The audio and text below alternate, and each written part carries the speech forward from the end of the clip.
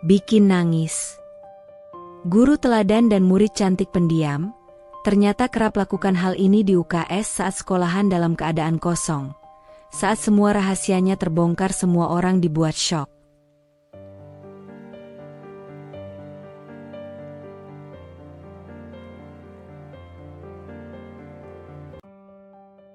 Aku masih ingat betul masa-masa itu, ketika sekolah kami dipenuhi pujian, karena memiliki guru paling teladan bernama Pak Raka. Ia adalah guru favorit semua murid. Cara mengajarnya menyenangkan, ia sabar menghadapi murid nakal sekalipun, dan sering memberi motivasi. Setiap kali masuk kelas, wajahnya selalu dihiasi senyum. Ia bukan tipe guru yang suka mengintimidasi, meski semua murid hormat padanya. Bahkan anak-anak yang biasanya malas mengerjakan PR, kalau itu tugas dari Pak Raka, mereka akan rela begadang. "Anak-anak, hidup itu seperti menulis esai," ucapnya suatu kali, saat kami semua duduk memperhatikan. "Kalian bisa salah, kalian bisa coret-coret, tapi selalu ada kesempatan memperbaiki sebelum kertas itu benar-benar dikumpulkan. Jangan takut salah." Kata-kata itu sederhana, tapi entah kenapa membekas di hati kami. Murid-murid mengangguk, beberapa bahkan berbisik satu sama lain, memuji cara Pak Raka selalu menyelipkan pelajaran hidup di sela-sela materi. Orang tua murid pun kagum, bahkan tak jarang menyebut nama Pak Raka di setiap rapat komite sebagai contoh guru yang tulus mendidik. Hampir tidak ada yang bisa membencinya. Namun, di antara semua kegemaran murid terhadap Pak Raka, aku justru sering menaruh perhatian pada hal lain. Bukan pada caranya mengajar, melainkan pada salah satu murid di kelas kami, Nadia. Nadia duduk tak jauh dariku, tapi entah mengapa, ia seperti dinding dingin di antara keramaian. Dia pendiam sekali. Duduknya selalu di pojok, jarang ikut bercanda, bahkan jika guru memanggil, ia hanya menjawab singkat. "Nadia, bisa tolong bacakan paragraf kedua?" Suara Pak Raka suatu hari terdengar lembut. Nadia pun berdiri, memegang buku erat-erat. Suaranya pelan sekali, nyaris tenggelam oleh suara kipas angin di langit-langit kelas. "Lebih keras, Nak, biar teman-temanmu bisa dengar," kata Pak Raka dengan sabar. Ia mencoba, tapi tetap saja terdengar lirih. Beberapa anak cekikikan, ada yang menirukan suaranya. Aku melirik mereka dengan kesal, sementara wajah Nadia memerah, lalu cepat-cepat duduk kembali. Pak Raka menegur ringan, "Hei, jangan mengejek. Tidak semua orang punya suara sekeras kalian." Setelah itu, kelas kembali tenang.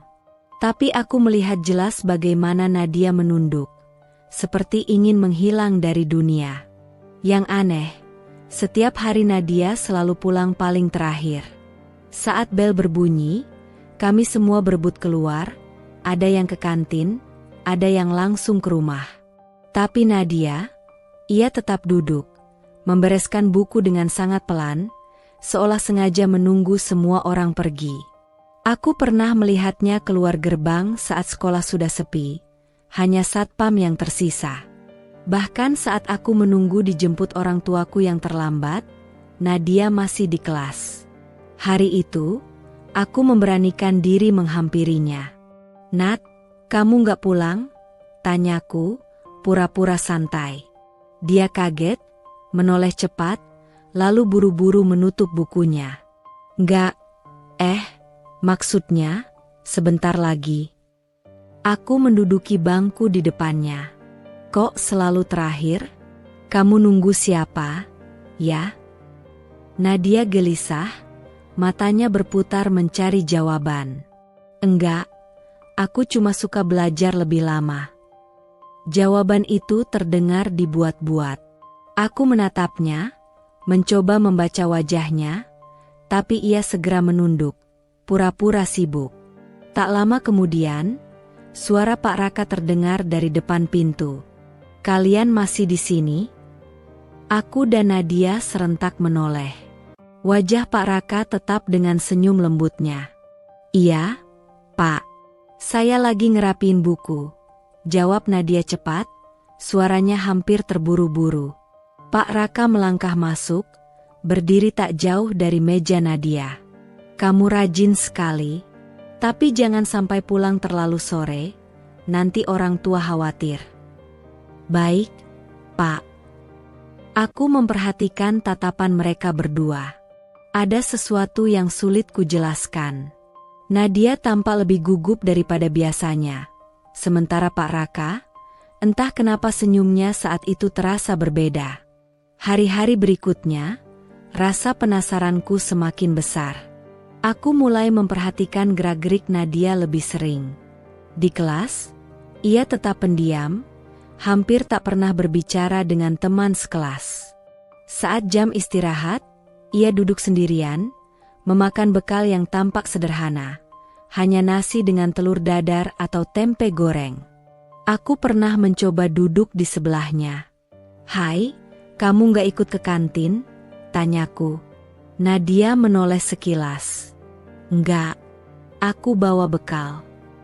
Boleh aku temenin? Ia terdiam sebentar, lalu mengangguk pelan. Aku mencoba mengajaknya ngobrol, tapi jawabannya selalu singkat. Lama-lama aku merasa seperti sedang berbicara dengan tembok. Tapi anehnya, aku tetap penasaran. Ada sesuatu pada dirinya yang membuatku ingin tahu lebih jauh. Sore itu, ketika sekolah sudah hampir kosong, aku sengaja menunggu lagi. Dari kejauhan aku melihat Nadia berjalan keluar kelas. Langkahnya pelan, kepalanya menunduk. Ia berhenti sebentar di koridor, lalu menoleh ke belakang, ke arah ruang guru. Aku mengintip dari balik tiang, jantungku berdegup. Dan benar saja, beberapa menit kemudian, Pak Raka keluar dari ruang guru, berjalan ke arah yang sama dengan Nadia. Mereka berdua berjalan beriringan, agak jauh dari gerbang. Aku tercekat. Ada sesuatu yang tak biasa. Nadia, kamu yakin gak mau saya antar? Suara Pak Raka samar-samar terdengar. Nadia menoleh cepat. Jangan, Pak, nanti ketahuan. Aku hampir tak percaya dengan apa yang baru kudengar. Keesokan harinya, di kelas, suasana berjalan normal seolah tak ada apa-apa. Pak Raka tetap mengajar dengan gaya menyenangkannya. Semua murid tetap memuja. Tapi aku, entah kenapa, mulai melihatnya dengan pandangan berbeda. Saat pelajaran usai, aku mendekati Nadia lagi. Nat, kataku pelan, kemarin aku lihat kamu. Aku ragu melanjutkan, dia langsung menegakkan tubuhnya, wajahnya tegang. Kamu lihat apa? Aku menelan ludah. Kamu jalan bareng Pak Raka. Nadia menunduk cepat, menggenggam bukunya erat. Jangan bilang siapa-siapa. Suara itu lirih, nyaris seperti bisikan. Aku menatapnya lama. Ada rasa takut jelas di wajahnya, tapi juga sesuatu yang lain, rahasia yang belum ingin ia bagi. Nat, ada apa sebenarnya? Tanyaku lagi. Dia menggigit bibirnya, lalu berkata pelan, aku nggak bisa cerita sekarang. Tolong, jangan tanya lagi. Aku perhatikan, Pak Raka lebih sering mendekati Nadia daripada murid lain. Ia sering menanyakan kabarnya, membimbing pekerjaannya dengan teliti. Bahkan menatapnya seolah ingin memastikan Nadia mengerti setiap materi. Murid lain menganggap itu wajar. Namanya juga guru baik. Ya begitu, kata Rani, teman sebangkuku. Coba aja kalau semua guru kayak Pak Raka, kita pasti betah sekolah. Aku hanya mengangguk, walau hatiku tak sepenuhnya setuju. Ada sesuatu yang berbeda dalam cara Pak Raka memperhatikan Nadia. Itu bukan sekadar perhatian seorang guru pada murid yang perlu bimbingan lebih. Ada nuansa lain yang sulit kujelaskan. Suatu hari, saat pelajaran matematika, aku melihat langsung bagaimana perhatian itu ditunjukkan. Nadia, suara Pak Raka lembut, coba kerjakan soal nomor 5 di papan tulis. Ya. Nadia tampak gugup, tapi menurutku bukan karena soalnya sulit. Ia berjalan pelan ke depan, menulis angka-angka di papan dengan tangan bergetar. Saat ia salah menuliskan tanda kurung, Pak Raka segera berdiri dari mejanya. Ia melangkah ke depan, berdiri sangat dekat di samping Nadia. "Begini, Nak," katanya pelan, hampir seperti bisikan. Tangannya terulur, menunjuk papan tulis, hampir menyentuh tangan Nadia. "Jangan lupa, operasi dalam kurung harus didahulukan." Aku memperhatikan dengan seksama. Jarak mereka terlalu dekat. Nadia hanya mengangguk, wajahnya merah, lalu buru-buru menulis ulang jawabannya. Beberapa murid lain malah sibuk ngobrol, tak terlalu peduli. Tapi aku menahan napas. Entah kenapa, pemandangan itu membuatku gelisah. Saat jam istirahat, aku duduk di kantin bersama Rani. Aku masih memikirkan kejadian tadi. "Ran," kataku sambil mengaduk es teh. "Kamu nggak lihat, ya? Pak Raka tadi deket banget sama Nadia pas ngajarin." Rani tertawa kecil. "Ah, kamu aja yang kebanyakan mikir. Pak Raka emang suka gitu kalau ngajarin. Ingat nggak? Pas kamu salah bikin tabel kemarin, dia juga sampai berdiri di samping kamu." Aku menghela napas. Iya sih. Tapi, entah kenapa kalau sama Nadia rasanya beda. Beda gimana? Rani mencondongkan tubuh, penasaran. Aku menggeleng. Nggak tahu. Kayak, terlalu perhatian. Kamu lihat nggak? Hampir tiap hari dia selalu nyamperin Nadia. Rani hanya mengangkat bahu. Mungkin kasihan kali. Nadia kan pendiam banget. Kalau nggak ditanya, nggak akan ngomong. Aku tidak menjawab lagi, tapi rasa curiga itu tetap ada. Sore hari, ketika bel tanda pulang berbunyi, aku sengaja memperlambat langkah. Seperti biasanya, Nadia masih duduk di bangkunya, membereskan buku dengan pelan. Aku pura-pura sibuk mencari pulpen di tasku. Tak lama, Pak Raka masuk ke kelas. "Masih di sini, Nadia?" Suaranya terdengar ramah. Nadia buru-buru berdiri. "Iya, Pak. Lagi rapiin buku." Aku mengintip dari balik lemari buku. Pak Raka berjalan mendekat, tangannya menyentuh bahu Nadia sebentar. "Kamu kelihatan capek. Ada masalah di rumah?" Nadia menunduk, lalu menggeleng pelan. "Enggak, Pak. Tapi kalau ada yang kamu rasain, jangan dipendam sendiri. Kamu bisa cerita sama saya." Aku menahan napas. Kalimat itu terdengar terlalu personal. Guru biasanya hanya menanyakan soal pelajaran, bukan urusan pribadi murid. "Baik, Pak," jawab Nadia lirih. Aku bergegas keluar sebelum mereka sadar aku mendengarkan. Tapi sepanjang jalan pulang, kata-kata Pak Raka itu terus terngiang di kepalaku. Hari-hari berikutnya, perhatian Pak Raka pada Nadia semakin jelas. "Nadia, PRMU sudah dikerjakan? Kalau bingung, nanti habis jam pelajaran kita bahas lagi, ya?" "Bagus, Nadia.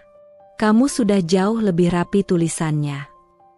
Apa kamu sudah sarapan tadi pagi? Kamu kelihatan pucat." Aku, yang duduk tak jauh dari mereka, selalu jadi saksi kecil dari percakapan itu. Murid lain tak ada yang mempermasalahkan. Bahkan ada yang bercanda, "Wah, Nat, kamu murid kesayangan Pak Raka, ya?" Nadia hanya menunduk, tidak menjawab. Wajahnya memerah, entah karena malu atau karena alasan lain. Suatu siang, aku memberanikan diri untuk bertanya langsung.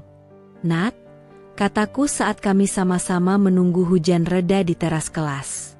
"Aku perhatiin, Pak Raka sering banget dekat sama kamu, ya? Nadia menoleh cepat, matanya penuh kewaspadaan. Maksud kamu? Ya, maksudku, dia sering banget nanya kabar kamu. Lebih sering daripada murid lain. Ia terdiam sebentar, lalu menjawab pelan, Pak Raka kan memang baik sama semua murid. Aku menatapnya lekat-lekat. Tapi kamu sadarkan, kalau dia lebih perhatian ke kamu. Nadia menggenggam erat bukunya. Wajahnya menegang, lalu ia mengalihkan pandangan ke arah hujan. Aku nggak tahu. Mungkin kamu salah lihat. Nada suaranya membuatku berhenti bertanya. Tapi hatiku semakin yakin, Nadia menyembunyikan sesuatu. Beberapa hari kemudian, aku menyaksikan lagi sesuatu yang membuat curigaku bertambah. Saat kelas bubar, aku pura-pura kembali ke ruang kelas karena alasan ketinggalan buku. Dari balik pintu, aku melihat Nadia berdiri di depan meja guru. Nadia, suara Pak Raka lembut, kalau kamu butuh bantuan, jangan sungkan. Kamu bisa datang ke ruang guru kapan saja. Nadia hanya mengangguk. Lalu, yang membuatku benar-benar tertegun, Pak Raka menepuk kepala Nadia sebentar, seperti ayah menepuk kepala anaknya. Gerakan itu tampak biasa, tapi entah kenapa terasa janggal. Aku buru-buru melangkah pergi sebelum ketahuan. Sejak itu, aku semakin memperhatikan Nadia. Ia sering terlihat resah kalau Pak Raka mendekatinya, meski tidak pernah menolak. Ada ketegangan aneh di wajahnya, antara takut, malu, dan aku tak tahu. Di sisi lain, Pak Raka tetap jadi guru favorit semua orang. Murid-murid memujanya, orang tua murid mengaguminya. Hampir tak ada yang menyadari, ada kedekatan aneh yang perlahan terbentuk di balik kelas kami. Dan aku hanya bisa menyimpan rasa curiga itu dalam hati. Beberapa kali setelah pulang sekolah, aku masih melihat Nadia di perpustakaan bersama Pak Raka. Katanya itu bimbingan tambahan. Awalnya aku percaya saja, karena memang wajar guru membantu murid yang kesulitan. Tapi lama-kelamaan aku sadar, hanya Nadia yang mendapat perhatian khusus seperti itu. Bahkan ketika aku atau teman lain meminta tambahan les, Pak Raka menolak dengan alasan sibuk. Pak, saya masih bingung sama rumus peluang. Bisa minta tambahan les? Enggak? Tanyaku suatu hari, memberanikan diri. Pak Raka tersenyum ramah, tapi tangannya sibuk merapikan kertas di mejanya. Wah, maaf sekali, ya. Bapak akhir-akhir ini banyak urusan. Kalau ada yang belum jelas, kamu bisa tanya di kelas saja. Aku mengangguk pelan, meski dalam hati ada yang mengganjal. Kalau memang sibuk, kenapa aku hampir selalu melihatnya di perpustakaan bersama Nadia? Rasa penasaranku semakin besar. Sore itu, ketika jam pelajaran usai, aku pura-pura tertinggal di kelas.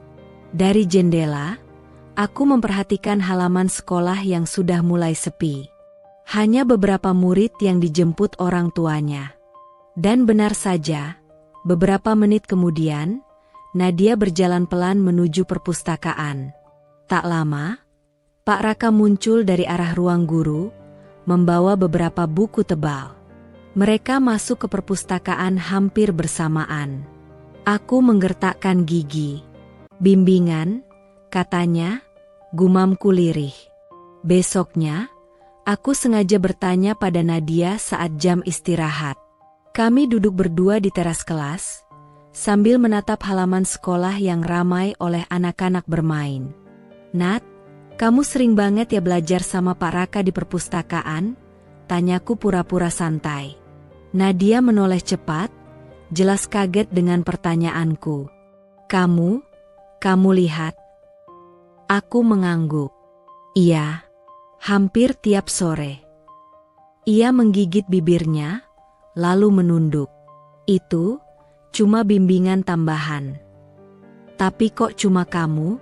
Aku pernah minta, Pak Raka bilang sibuk. Teman-teman lain juga begitu. Kenapa cuma kamu yang boleh? Nadia tak menjawab. Ia memeluk bukunya erat, seakan itu tameng dari pertanyaanku. Aku menatapnya lekat. Ada apa sebenarnya? Nat, kamu bisa cerita, kok. Aku nggak akan bilang ke siapa-siapa. Ia menarik napas dalam-dalam, lalu hanya berkata lirih. Aku nggak bisa. Jawaban itu membuatku makin yakin, ada sesuatu yang disembunyikan. Beberapa hari kemudian, aku nekat mengikuti mereka diam-diam. Saat bel pulang berbunyi, aku tidak langsung keluar, melainkan bersembunyi di balik pintu ruang kelas. Kulihat Nadia berjalan ke arah perpustakaan, seperti biasa. Lalu Pak Raka menyusul tak lama setelahnya. Dengan hati berdebar, aku mengikuti dari kejauhan. Perpustakaan sore itu sepi. Lampu di dalamnya menyala redup. Dari celah pintu, aku bisa melihat mereka duduk di meja paling pojok. Buku-buku berserakan, seakan sedang belajar sungguhan. Ayo, coba kerjakan soal nomor 3. Suara Pak Raka terdengar lembut. Nadia menunduk, menulis sesuatu di kertas. Tangannya gemetar, jelas ia gugup. Tenang saja, kata Pak Raka lagi. Bapak di sini buat bantu kamu. Kamu nggak perlu takut salah. Aku menelan ludah. Suaranya terdengar berbeda. Bukan seperti guru yang sedang membimbing murid, tapi seperti seseorang yang mencoba menenangkan dengan kelembutan yang terlalu personal. Sesekali, aku melihat Pak Raka mendekatkan wajahnya ke arah Nadia, seolah ingin membaca tulisannya dari dekat. Tangannya sempat menyentuh bahu Nadia ringan, lalu kembali ke meja. Jantungku berdegup kencang. Apa yang sebenarnya terjadi? Keesokan harinya, aku menceritakan sedikit pada Rani. Ran, kamu sadar nggak? Nadia itu sering banget sama Pak Raka, kataku pelan di kantin. Rani menaikkan alis. Ya iyalah. Emang kenapa? Nadia kan anaknya pendiam, mungkin Pak Raka kasihan. Tapi nggak wajar. Ran, aku pernah minta les tambahan, ditolak. Teman-teman juga. Tapi kalau sama Nadia, dia mau. Hampir tiap sore mereka di perpustakaan. Rani terdiam sebentar, lalu menertawakan ucapanku. Kamu iri, ya? Nadia lebih diperhatiin daripada kamu. Aku mendesah. Bukan itu maksudku. Aku cuma ngerasa ada yang aneh. Udahlah. Jangan mikir yang aneh-aneh. Pak Raka itu guru teladan, semua orang tahu. Masa kamu curiga sama orang sebaik itu? Kata-kata Rani membuatku bungkam, tapi rasa curiga itu tidak hilang. Sore itu, aku kembali melihat mereka. Dari balik jendela perpustakaan, aku menyaksikan Nadia duduk menunduk, sementara Pak Raka berdiri di sampingnya, mencondongkan tubuhnya dekat sekali. Apa kamu sudah paham? Tanya Pak Raka lembut. Nadia mengangguk kecil. Kalau bingung, jangan dipendam, ya. Kamu bisa cerita apa saja sama Bapak. Aku menahan napas. Kata-kata itu bukan kalimat seorang guru biasa. Itu lebih mirip seperti rayuan halus yang disamarkan. Aku merasa dadaku sesak. Ingin rasanya aku masuk dan menegur langsung, tapi aku tahu itu berbahaya. Semua orang percaya pada citra Pak Raka. Kalau aku bicara tanpa bukti, pasti aku dianggap mengada-ada. Aku hanya bisa mengintip dari kejauhan, menyimpan semua yang kulihat dalam hati. Malamnya, aku tak bisa tidur. Kata-kata Pak Raka terus bergema di kepalaku. Senyum lembutnya, tepukan tangannya di bahu Nadia, tatapan matanya yang seolah lebih dari sekadar seorang guru.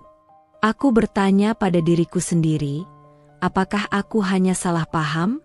Atau memang ada sesuatu yang salah di balik semua bimbingan pribadi itu? Dan yang lebih membuatku takut, bagaimana kalau Nadia sebenarnya ingin bicara, tapi terlalu takut untuk membuka suara? Hari-hari berikutnya, aku semakin yakin bahwa ada rahasia yang tersimpan. Nadia tampak semakin tertutup. Meski wajahnya selalu merah setiap kali berpapasan dengan Pak Raka di kelas, Pak Raka sering menyebut nama Nadia. Tugas Nadia ini bagus sekali, katanya suatu hari sambil mengangkat lembaran kertas bergaris milik Nadia. Tulisan rapi dengan rumus-rumus tersusun jelas. Anak-anak, coba lihat. Kalau kalian membuat catatan serapi ini, belajar pun jadi lebih mudah. Aku memperhatikan wajah Nadia yang langsung menunduk dalam. Pipinya merah, jelas terlihat meski ia berusaha menyembunyikannya di balik rambut panjangnya. Bagus, ya. Beberapa teman berbisik-bisik. Ada yang kagum, ada juga yang melirik sinis. Itu bukan sekali dua kali. Hampir setiap minggu, ada saja momen di mana nama Nadia disebut dan ditonjolkan. Kadang karena tugasnya, kadang karena jawabannya yang dianggap paling tepat. Suatu kali, saat kami sedang mengerjakan soal di papan tulis, Pak Raka memuji dengan suara penuh kebanggaan. Lihat, anak-anak, Nadia ini teliti sekali. Jawabannya jarang salah. Kalian bisa belajar banyak darinya. Aku sempat melirik Rani, yang duduk di sebelahku. Ia memutar bola matanya. Ya ampun, Nadia lagi, bisiknya. Aku menahan tawa kecil, tapi dalam hati ada rasa aneh. Kenapa harus selalu Nadia yang disorot? Bukankah banyak murid lain yang juga pintar? Saat istirahat, komentar tentang itu makin ramai terdengar. Kenapa sih Pak Raka perhatian banget sama Nadia? Bisik salah satu murid cowok di bangku belakang. Iya, kayak nggak ada murid lain aja, timpal yang lain. Aku duduk diam, mendengar semua bisik-bisik itu. Beberapa anak bahkan mulai menjadikannya bahan candaan. Jangan-jangan Nadia itu murid kesayangan, ucap seseorang dengan nada menggoda. Kesayangan apa dulu nih? Yang lain tertawa. Aku melihat wajah Nadia yang langsung pucat. Ia cepat-cepat merapikan bukunya dan keluar kelas. Mungkin ingin menghindari tatapan teman-teman. Aku merasa tak enak. Ada rasa iba sekaligus curiga yang bercampur jadi satu. Besoknya, kejadian serupa terulang. Pak Raka masuk kelas dengan langkah bersemangat, membawa setumpuk buku tugas. Anak-anak, kemarin Bapak sudah periksa latihan kalian. Ada yang bagus, ada juga yang masih perlu kerja keras. Ia mulai membagikan buku itu satu persatu. Sampai tiba di meja Nadia, ia berhenti sejenak, lalu mengangkat bukunya tinggi-tinggi. Ini contoh yang patut ditiru. Catatan Nadia rapi sekali, jawabannya lengkap. Tidak hanya benar, tapi juga sistematis. Beberapa anak langsung ribut. Wah, lagi-lagi Nadia. Udah deh, Pak, kita semua tahu Nadia pintar. Pak Raka ngefans sama Nadia kali ya. Suasana kelas riuh dengan bisik-bisik. Ada yang bercanda, ada yang mencibir. Sementara Nadia hanya menunduk. Bibirnya digigit, jelas merasa tidak nyaman. Aku melihat jelas matanya berair, tapi ia menahan sekuat tenaga agar tidak menangis di depan kelas. Saat bel berbunyi, aku mengejar Nadia yang berjalan cepat ke arah taman belakang sekolah. Nat, panggilku. Ia berhenti, menoleh sekilas, lalu melanjutkan langkahnya. Aku berlari kecil dan berdiri di depannya. Kamu nggak apa-apa? Wajahnya pucat. Aku capek. Jawabnya singkat. Aku menghela napas. Aku tahu, kamu nggak nyaman kan selalu dipuji-puji begitu. Nadia terdiam. Tangannya meremas ujung rok seragamnya. Aku nggak ngerti kenapa Pak Raka selalu begitu, katanya akhirnya, suaranya lirih. Aku jadi bahan omongan teman-teman. Aku menatapnya lekat. Kamu pernah bilang ke beliau? Ia menggeleng. Aku nggak berani. Lagi pula, kalau aku ngomong, nanti aku dibilang nggak tahu diri. Harusnya aku bersyukur, kan? Aku bisa merasakan betapa bingung dan tertekannya dia. Semua orang melihat pujian itu sebagai keberuntungan, tapi bagi Nadia, itu justru beban. Beberapa hari kemudian, aku mencoba menguji kecurigaanku. Saat Pak Raka membagikan tugas, aku sengaja membuat catatan sangat rapi, lengkap, dengan jawaban benar semua. Aku bahkan menambahkan diagram kecil agar terlihat menarik. Saat buku-buku itu dikembalikan, aku memperhatikan reaksinya. Bagus. Ya, banyak yang meningkat, katanya sambil berjalan ke meja murid. Ketika tiba di mejaku, ia hanya berkata singkat, lumayan. Terus ditingkatkan, ya. Padahal jelas-jelas pekerjaanku sempurna. Tapi ia tidak mengangkat bukuku di depan kelas, tidak menjadikannya contoh. Lalu, di meja Nadia, ia kembali berhenti. Anak-anak, lihat. Catatan Nadia ini rapi sekali, persis seperti yang Bapak harapkan. Kalau kalian semua begini, belajar pasti lebih gampang. Aku tercekat. Rasanya seperti bukti nyata bahwa perhatiannya memang condong hanya pada Nadia. Sepulang sekolah, aku menceritakan hal itu pada Rani. Ran, kamu sadar nggak sih? Sekalipun aku bikin catatan rapi, nggak pernah dipuji kayak Nadia. Padahal aku ngerjain bener semua loh kemarin. Rani tertawa kecil. Mungkin punya kamu masih kalah rapi. Aku menggeleng cepat. Enggak, Ran. Aku serius. Bukuku lebih rapi dari biasanya. Tapi tetap aja, yang disebut cuma Nadia. Rani menatapku, ekspresinya berubah. Kamu beneran curiga, ya? Aku nggak tahu, tapi rasanya nggak wajar. Rani terdiam lama, lalu berbisik, kalau sampai benar ada sesuatu, itu gawat banget. Aku hanya menunduk, pikiranku semakin kacau. Keesokan harinya, saat pelajaran berlangsung, aku kembali memperhatikan. Kali ini, Pak Raka meminta Nadia untuk menjelaskan jawabannya di depan kelas. Nadia, ayo kamu coba terangkan di papan tulis. Biar teman-temanmu bisa belajar dari caramu.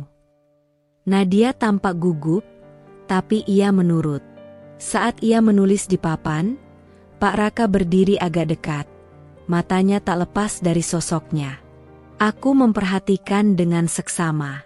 Tatapan itu bukan sekadar bangga pada murid. Ada sesuatu yang lebih. Sesuatu yang membuat bulu kuduku berdiri. Beberapa teman mulai berbisik lagi. Lihat deh, Nadia jadi artis kelas. Kayak nggak ada murid lain aja. Pak Raka tuh jelas-jelas suka sama Nadia. Sumpah. Aku menelan ludah. Kata-kata itu memang terdengar seperti lelucon murid-murid, tapi entah kenapa, aku merasa mungkin ada kebenaran di baliknya. Sore harinya, aku kembali melihat Nadia berjalan menuju perpustakaan. Kali ini aku tidak mengikuti. Aku hanya berdiri di ujung koridor, menatap punggungnya yang perlahan menghilang di balik pintu. Di kepalaku, pertanyaan itu terus berputar. Apakah semua ini hanya kebetulan? Ataukah memang ada perhatian yang janggal? Perhatian yang seharusnya tidak dimiliki seorang guru pada muridnya? Dan yang paling membuatku takut adalah, Nadia tidak pernah menolak. Sejak beberapa minggu terakhir, aku mulai memperhatikan perubahan mencolok pada Nadia. Gadis yang biasanya duduk diam di pojok kelas dengan wajah datar, kini sering terlihat pucat. Tangan kirinya kerap memegang kening, sementara matanya sayu, seolah menyimpan beban berat yang tak bisa diucapkan. Hari itu, lonceng istirahat baru saja berbunyi. Suara langkah kaki murid-murid yang berhamburan keluar kelas terdengar riuh, tapi Nadia tetap duduk di tempatnya. Aku yang duduk tak jauh darinya melirik sekilas. Bibirnya pucat, tubuhnya sedikit gemetar. Aku memberanikan diri mendekat. "Nadia, kamu gak makan ke kantin?" tanyaku pelan. Dia menoleh sebentar, matanya sayu. "Enggak, aku gak lapar," jawabnya singkat. Aku sempat ragu, tapi melihat wajahnya yang kian pucat, aku berkata, "Kalau gitu ke UKS aja. Kamu kelihatan gak enak badan." Nadia mengangguk pelan. Aku menemaninya keluar kelas. Jalan menuju UKS terasa begitu panjang karena Nadia melangkah pelan sekali, seolah setiap langkahnya berat. Sesampainya di UKS, Bu Ratmi, petugas UKS yang ramah tapi tegas, langsung menoleh. "Loh, Nadia lagi?" katanya sambil mengerutkan dahi. "Baru kemarin kamu di sini, sekarang balik lagi?"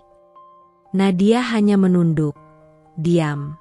Aku yang akhirnya menjawab, "Bu, dia kelihatan pucat dari tadi. Katanya pusing." Bu Ratmi menghela napas panjang. "Ya sudah, baring saja dulu di sana." Ia menunjuk salah satu ranjang kecil berseprai putih. Nadia pun berbaring, menutup mata. Sambil mencatat sesuatu di buku laporan kesehatan siswa, Bu Ratmi bergumam, "Aneh sekali ya, anak ini biasanya sehat. Jarang banget sakit. Kok sekarang hampir tiap minggu ke sini?" Aku hanya diam, ikut bingung. Aku juga baru sadar kalau memang akhir-akhir ini Nadia sering terlihat di UKS. Keesokan harinya, hal serupa terulang lagi. Kali ini saat pelajaran matematika. Pak Raka sedang menjelaskan di papan tulis, dan semua murid sibuk mencatat. Aku melirik ke arah Nadia, dia sudah memegang kepalanya lagi. Keringat dingin menetes di pelipisnya, padahal AC kelas menyala cukup dingin. Tiba-tiba Nadia menunduk, wajahnya hampir jatuh ke meja. Aku refleks bersuara, "Pak, Nadia kayaknya sakit." Seluruh kelas sontak menoleh. Pak Raka berhenti menulis, lalu menatap Nadia dengan ekspresi cemas, atau mungkin lebih tepatnya terlalu cemas. "Nadia?" tanyanya cepat sambil menghampiri bangku belakang. "Kamu sakit lagi?" Nadia mencoba menjawab, tapi suaranya pelan sekali. "Pusing, Pak." "Sudah, kamu ke UKS saja. Saya antar," kata Pak Raka buru-buru. Aku spontan berdiri. "Pak, biar saya yang antar." Kebetulan tempat duduk saya dekat. Tapi Pak Raka langsung menggeleng, agak tergesa. "Tidak usah. Biar saya yang antar. Kamu lanjutkan catatanmu." Aku terdiam, meski dalam hati terasa aneh. Bukankah biasanya guru menyuruh murid lain untuk mengantar teman yang sakit? Kenapa kali ini Pak Raka bersikeras mengantar sendiri? Aku memperhatikan punggung Pak Raka yang berjalan beriringan dengan Nadia keluar kelas. Murid-murid mulai berbisik. "Pak Raka perhatian banget ya sama Nadia." "Iya, kayak beda aja." "Apa jangan-jangan?" Aku berusaha menepis pikiran buruk. Tapi bisikan itu terus terngiang di kepalaku. Di UKS, aku kebetulan lewat ketika hendak ke toilet. Dari pintu yang setengah terbuka, aku melihat sekilas. Nadia berbaring di ranjang, sementara Pak Raka duduk di kursi di sampingnya, terlalu dekat menurutku. Ia tampak berbicara pelan, wajahnya penuh ekspresi khawatir. Aku buru-buru melangkah menjauh, tak ingin ketahuan mengintip. Tapi jantungku berdebar kencang. Ada sesuatu yang terasa janggal. Keesokan harinya, aku sengaja duduk lebih dekat ke arah Nadia. Saat jam istirahat, aku pura-pura tidak keluar kelas. Hanya ada beberapa murid yang masih di dalam, salah satunya Nadia yang kembali terlihat pucat. Aku membuka percakapan, mencoba terdengar santai. "Nat, kamu akhir-akhir ini sering banget sakit. Ada apa sih sebenarnya?" Nadia sempat menoleh, tatapannya penuh keraguan. Lalu ia menunduk. "Aku cuma sering pusing aja," jawabnya pendek. "Pusing terus? Aneh banget. Dulu kan kamu jarang sakit," kataku menekan sedikit.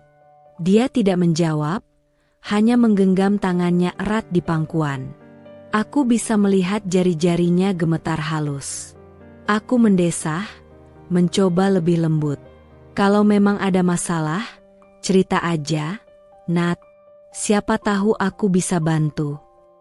Nadia menatapku sekilas, lalu buru-buru memalingkan wajah. "Aku nggak apa-apa. Beneran." Aku tahu ia berbohong. Tapi aku juga sadar, Nadia bukan tipe yang mudah membuka diri. Beberapa hari berikutnya, kejadian serupa terus berulang. Setiap kali Nadia merasa tidak enak badan, Pak Raka selalu muncul paling dulu untuk mengantarnya. Bahkan ada momen aneh yang aku saksikan sendiri. Ketika bel pulang berbunyi, sebagian besar murid sudah berhamburan keluar. Tapi aku yang sengaja berlama-lama merapikan tas melihat Nadia lagi-lagi tertinggal. Pak Raka menghampirinya. "Masih pusing, Nat?" tanyanya dengan suara pelan, seolah hanya untuk mereka berdua. Nadia mengangguk pelan. Aku pura-pura sibuk merapikan buku, tapi telingaku tajam menangkap suara mereka. "Kalau kamu masih merasa nggak enak, nanti sore kamu bisa ke ruang guru. Biar saya kasih bimbingan sekaligus kamu bisa istirahat di sana," kata Pak Raka. Hatiku berdegup. Apa maksudnya? Bukankah ruang guru bukan tempat istirahat murid? Nadia tampak ragu, tapi akhirnya mengangguk. Kecurigaanku makin besar. Aku pun mencoba mencari tahu lebih banyak. Suatu siang, aku memberanikan diri berbicara dengan Bu Ratmi di UKS. "Bu, Nadia akhir-akhir ini sering sekali ya kesini?" tanyaku hati-hati. Bu Ratmi menghela napas panjang. "Iya, Dek. Jujur saja, saya juga heran. Biasanya Nadia itu anak sehat. Paling cuma sekali dua kali masuk UKS dalam setahun. Tapi bulan ini, hampir tiap minggu." "Katanya sakit apa sih, Bu?" "Pusing, mual, itu-itu saja. Tapi waktu saya cek, tensinya normal, suhunya juga nggak tinggi. Jadi saya bingung. Kadang saya merasa anak ini bukan sakit fisik, tapi ada yang dia pendam." Ucapannya membuat bulu kuduku merinding. Ada yang dipendam? Apa maksudnya? Aku ingin bertanya lebih jauh, tapi saat itu bel masuk berbunyi, jadi aku pamit kembali ke kelas. Namun sepanjang pelajaran, pikiranku tak bisa tenang. Kata-kata Bu Ratmi terus terngiang. Aku semakin yakin, sakit Nadia bukanlah sakit biasa. Ada sesuatu yang disembunyikan.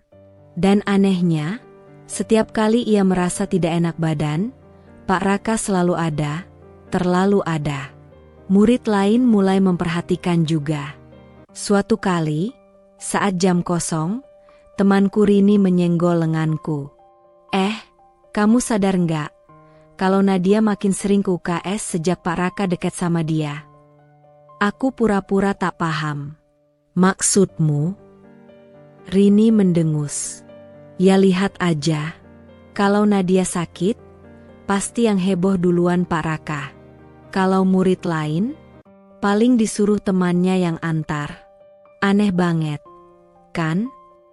Aku hanya diam, tak tahu harus menjawab apa. Dalam hati, aku tahu Rini benar. Malam itu, aku terbaring di ranjang tapi susah tidur. Bayangan wajah pucat Nadia, tatapan khawatir Pak Raka, dan percakapan singkat di kelas terus mengganggu pikiranku. Apa sebenarnya yang terjadi? Kenapa Nadia jadi sering sakit? Dan kenapa perhatian Pak Raka begitu berbeda hanya padanya? Aku merasa ada sesuatu yang lebih besar, sesuatu yang belum terungkap. Dan perlahan, rasa ingin tahuku berubah menjadi ketakutan. Sore itu, halaman sekolah sudah sepi. Langkahku menyusuri lorong terasa bergema, karena hampir semua murid sudah pulang. Hanya suara sapu dari penjaga kebersihan dan deru motor di kejauhan yang terdengar. Aku sengaja pulang agak telat, karena ada rapat kecil OSIS yang baru selesai. Saat melewati pos satpam dekat gerbang, aku melihat Pak Darto sedang duduk di kursi kayu, menyalakan rokok sambil bercakap dengan seorang tukang kebun. Aku bermaksud hanya lewat, tapi suara mereka terdengar jelas, terutama kalimat yang keluar dari mulut Pak Darto. Itu anak pendiam. Siapa namanya? Nadia ya? Sering banget pulang paling akhir. Kadang sampai sekolah udah sepi, baru dia keluar. Heran juga saya, kata Pak Darto sambil menghembuskan asap rokok. Aku spontan berhenti sejenak. Jantungku berdetak lebih cepat. Tukang kebun yang duduk di depannya ikut menimpali. Iya, saya juga beberapa kali lihat. Malah kadang bukan pulang sendiri. Dijemput sama Pak Raka. Itu kan agak aneh. Ya? Masa guru sampai repot nganterin murid?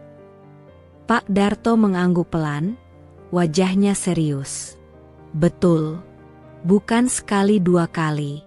Saya hafal betul, karena tiap sore kerja saya ngawasin gerbang.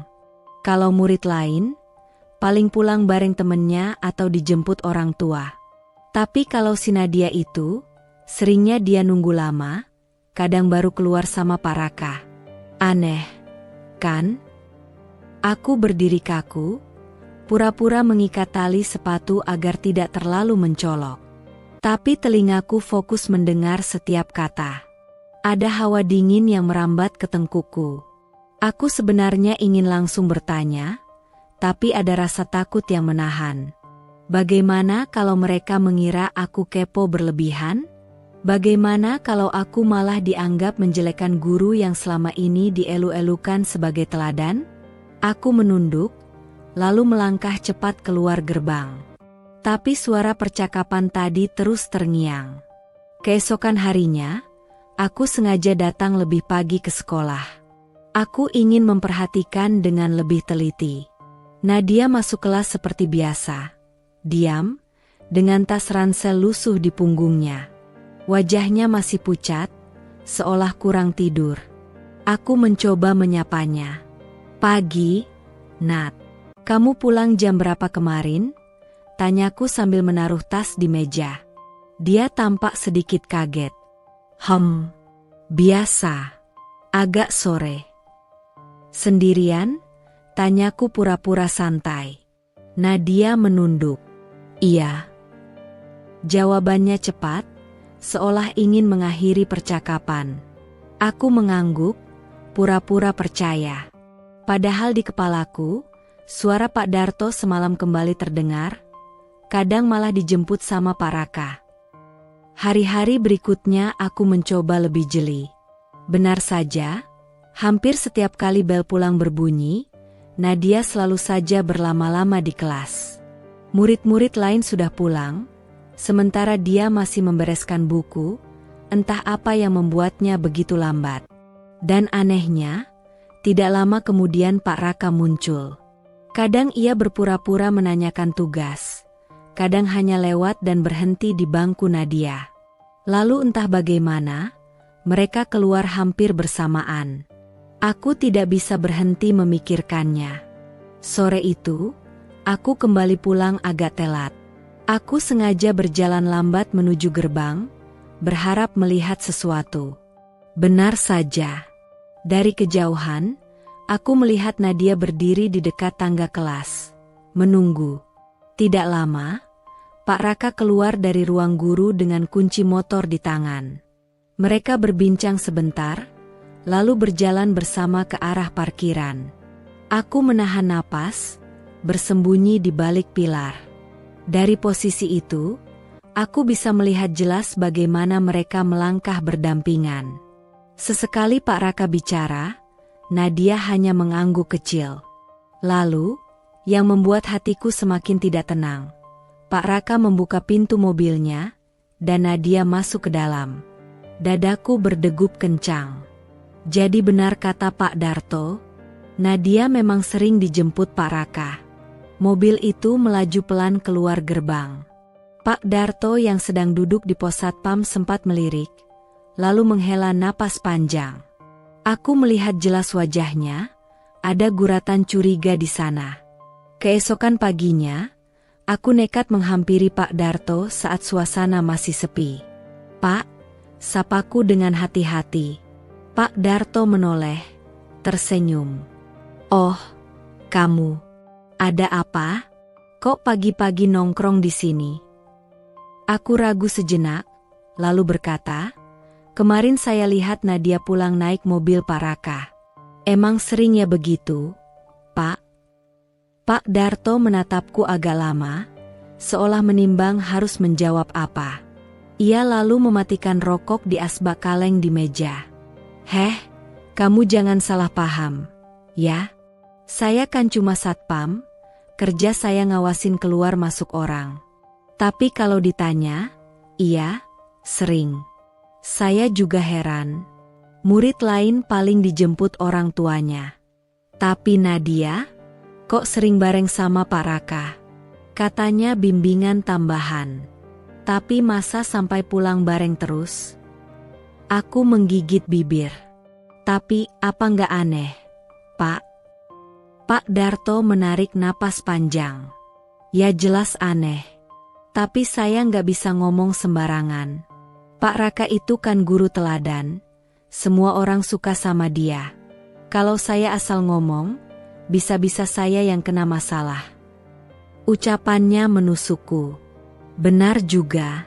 Siapa yang akan percaya kalau seorang guru panutan berperilaku aneh dengan muridnya? Sepanjang hari, pikiranku kacau. Aku ingin bertanya langsung ke Nadia, tapi wajah pucat dan sikap pendiamnya membuatku ragu. Aku takut membuatnya semakin tertutup. Namun, aku juga tidak bisa diam saja. Ada sesuatu yang jelas-jelas janggal. Siang itu, saat jam kosong, aku duduk di kelas bersama beberapa teman. Rini, yang biasanya cerewet, tiba-tiba berbisik. "Kamu sadar nggak, kalau Nadia sering banget keluar kelas bareng Pak Raka?" Aku menoleh cepat. "Kamu juga lihat?" "Iya. Kemarin aku pulang agak sore, aku lihat sendiri mereka jalan bareng ke parkiran. Terus naik mobil Pak Raka. Aku kira cuma sekali, tapi ternyata sering." Aku terdiam. Jadi bukan hanya aku yang memperhatikan. Jangan bilang siapa-siapa dulu," lanjut Rini buru-buru. "Aku cuma curiga, tapi takut salah ngomong." Aku mengangguk pelan. Hati ini semakin berat. Kalau sudah ada murid lain yang sadar, berarti bisikan tentang kedekatan mereka bisa menyebar kapan saja. Malamnya, aku tidak bisa tidur. Bayangan wajah pucat Nadia, tatapan khawatir Pak Darto, dan kalimat Rini terus mengganggu pikiranku. Aku mulai bertanya-tanya, apakah ini hanya perhatian seorang guru? Ataukah ada sesuatu yang lebih gelap di baliknya? Yang jelas, aku kini tak bisa lagi menutup mata. Satpam saja sudah mulai curiga. Aku, yang duduk tak jauh dari Nadia setiap hari, tentu lebih punya alasan untuk mencari tahu kebenarannya. Hari-hari berikutnya terasa berbeda. Aku semakin sering memperhatikan Nadia, dan perubahan dirinya begitu jelas. Gadis yang dulu meski pendiam tapi tetap rajin mencatat, kini tampak kehilangan semangat. Rambutnya sering dibiarkan berantakan, matanya sayu, dan tatapannya kosong menembus kaca jendela kelas, seolah pikirannya jauh entah kemana. Di papan pengumuman nilai ulangan, namanya pun tidak lagi menonjol. Dulu, nilai matematikanya selalu masuk 3 besar. Kini, angkanya menurun tajam. Banyak teman yang keheranan, karena Nadia dikenal telaten belajar. Aku tidak tahan melihatnya seperti itu. Suatu siang, saat kelas agak sepi karena sebagian murid keluar untuk ekskul, aku mendekatinya. Nadia duduk sendirian di pojok. Wajahnya tertunduk di atas buku kosong yang tidak disentuh. "Nat," panggilku pelan sambil menarik kursi di sebelahnya. Ia menoleh sekilas, lalu buru-buru menunduk lagi. "Apa?" Suaranya lirih, nyaris tak terdengar. Aku menghela napas. "Aku perhatiin, kamu akhir-akhir ini beda banget. Nilai kamu turun, kamu sering sakit, terus kamu juga jarang ngobrol. Ada apa sebenarnya?" Nadia diam cukup lama. Jemarinya mengusap ujung bukunya, seolah mencari alasan untuk tidak menatapku. "Aku baik-baik saja," jawabnya akhirnya. Pendek, datar, tanpa emosi. Tapi aku tahu, kata-kata itu tidak sesuai dengan sorot matanya. Tatapan kosong itu seperti menyembunyikan sesuatu yang besar. "Nat, aku tahu kamu lagi gak baik-baik aja," ucapku lembut. "Aku lihat matamu. Kalau orang bilang mereka baik-baik aja, tapi matanya kayak gitu, itu artinya mereka lagi berat." Nadia menggigit bibir, lalu berusaha tersenyum tipis. Tapi senyum itu hambar, hanya sekilas, lalu menghilang. "Aku cuma capek. Itu aja." "Capek karena belajar?" tanyaku hati-hati. "Capek karena semuanya." Ia berhenti sejenak, lalu buru-buru menutup mulut, seolah sadar ia hampir mengatakan hal yang tak seharusnya. Aku menatapnya lebih serius. "Maksud kamu apa?" Nadia gelisah. Ia menutup bukunya cepat, lalu berdiri. "Aku mau ke toilet." Aku hanya bisa menatap punggungnya yang berjalan cepat meninggalkan kelas. Hatiku makin sesak. Ada sesuatu yang jelas-jelas ia sembunyikan. Malam itu, aku masih kepikiran. Aku menulis di buku catatanku, mencoba menuangkan kegelisahan. Kenapa Nadia berubah? Kenapa matanya selalu kosong? Kenapa setiap kali aku tanya, dia selalu menghindar? Aku bahkan ingat percakapan Pak Darto beberapa hari lalu tentang Nadia yang sering pulang bersama Pak Raka. Pikiranku makin kacau. Beberapa hari kemudian, saat jam istirahat, aku memergoki sesuatu. Dari jendela kelas lantai 2, aku melihat Nadia berjalan pelan ke arah perpustakaan. Anehnya, tidak lama setelah itu, Pak Raka juga menuju ke arah yang sama. Aku merasakan dada berdebar tak karuan. Tanpa pikir panjang, aku turun diam-diam mengikuti mereka. Dari balik pintu perpustakaan yang setengah terbuka, aku melihat Nadia duduk di meja paling pojok. Wajahnya tertunduk. Sementara itu, Pak Raka duduk di depannya, bersandar sambil berbicara dengan nada yang pelan tapi tegas. Aku tidak bisa mendengar jelas percakapan mereka, hanya potongan-potongan kata. "Harus jaga rahasia. Kalau orang lain tahu." "Kamu tenang saja, saya selalu ada." Aku menelan ludah. Kata-kata itu terdengar salah, terdengar janggal. Apa maksudnya rahasia? Saat aku mencoba mendekat lebih jauh, tiba-tiba seseorang menepuk bahuku. Aku hampir berteriak, tapi ternyata itu Rini. "Kamu ngapain di sini?" bisiknya heran. Aku buru-buru menariknya menjauh. "SSSD. Jangan keras-keras. Aku lagi lihat Nadia sama Pak Raka." Rini mengerutkan dahi. "Maksudnya?" Aku menatapnya serius. "Mereka lagi berdua di dalam. Ngomongin sesuatu. Kayaknya penting banget. Tapi aneh." Rini ikut melirik lewat celah pintu, tapi cepat-cepat menarik wajahnya. "Astaga, ini makin gak benar. Deh." Kami berdua saling berpandangan, tapi tidak ada yang berani melangkah lebih jauh. Hari-hari berikutnya, keadaan Nadia semakin mengkhawatirkan. Ia sering tidak masuk sekolah. Kalaupun masuk, ia hanya diam, duduk, dan menatap kosong. Beberapa kali aku melihat matanya sembab, seolah habis menangis semalaman. Saat aku mencoba bertanya lagi, jawabannya tetap sama. "Aku baik-baik saja." Kalimat itu keluar berulang kali, tapi semakin sering ia mengatakannya, semakin aku yakin bahwa Nadia sedang tidak baik-baik saja. Suatu sore, aku memberanikan diri berbicara lagi dengan Pak Darto di pos satpam.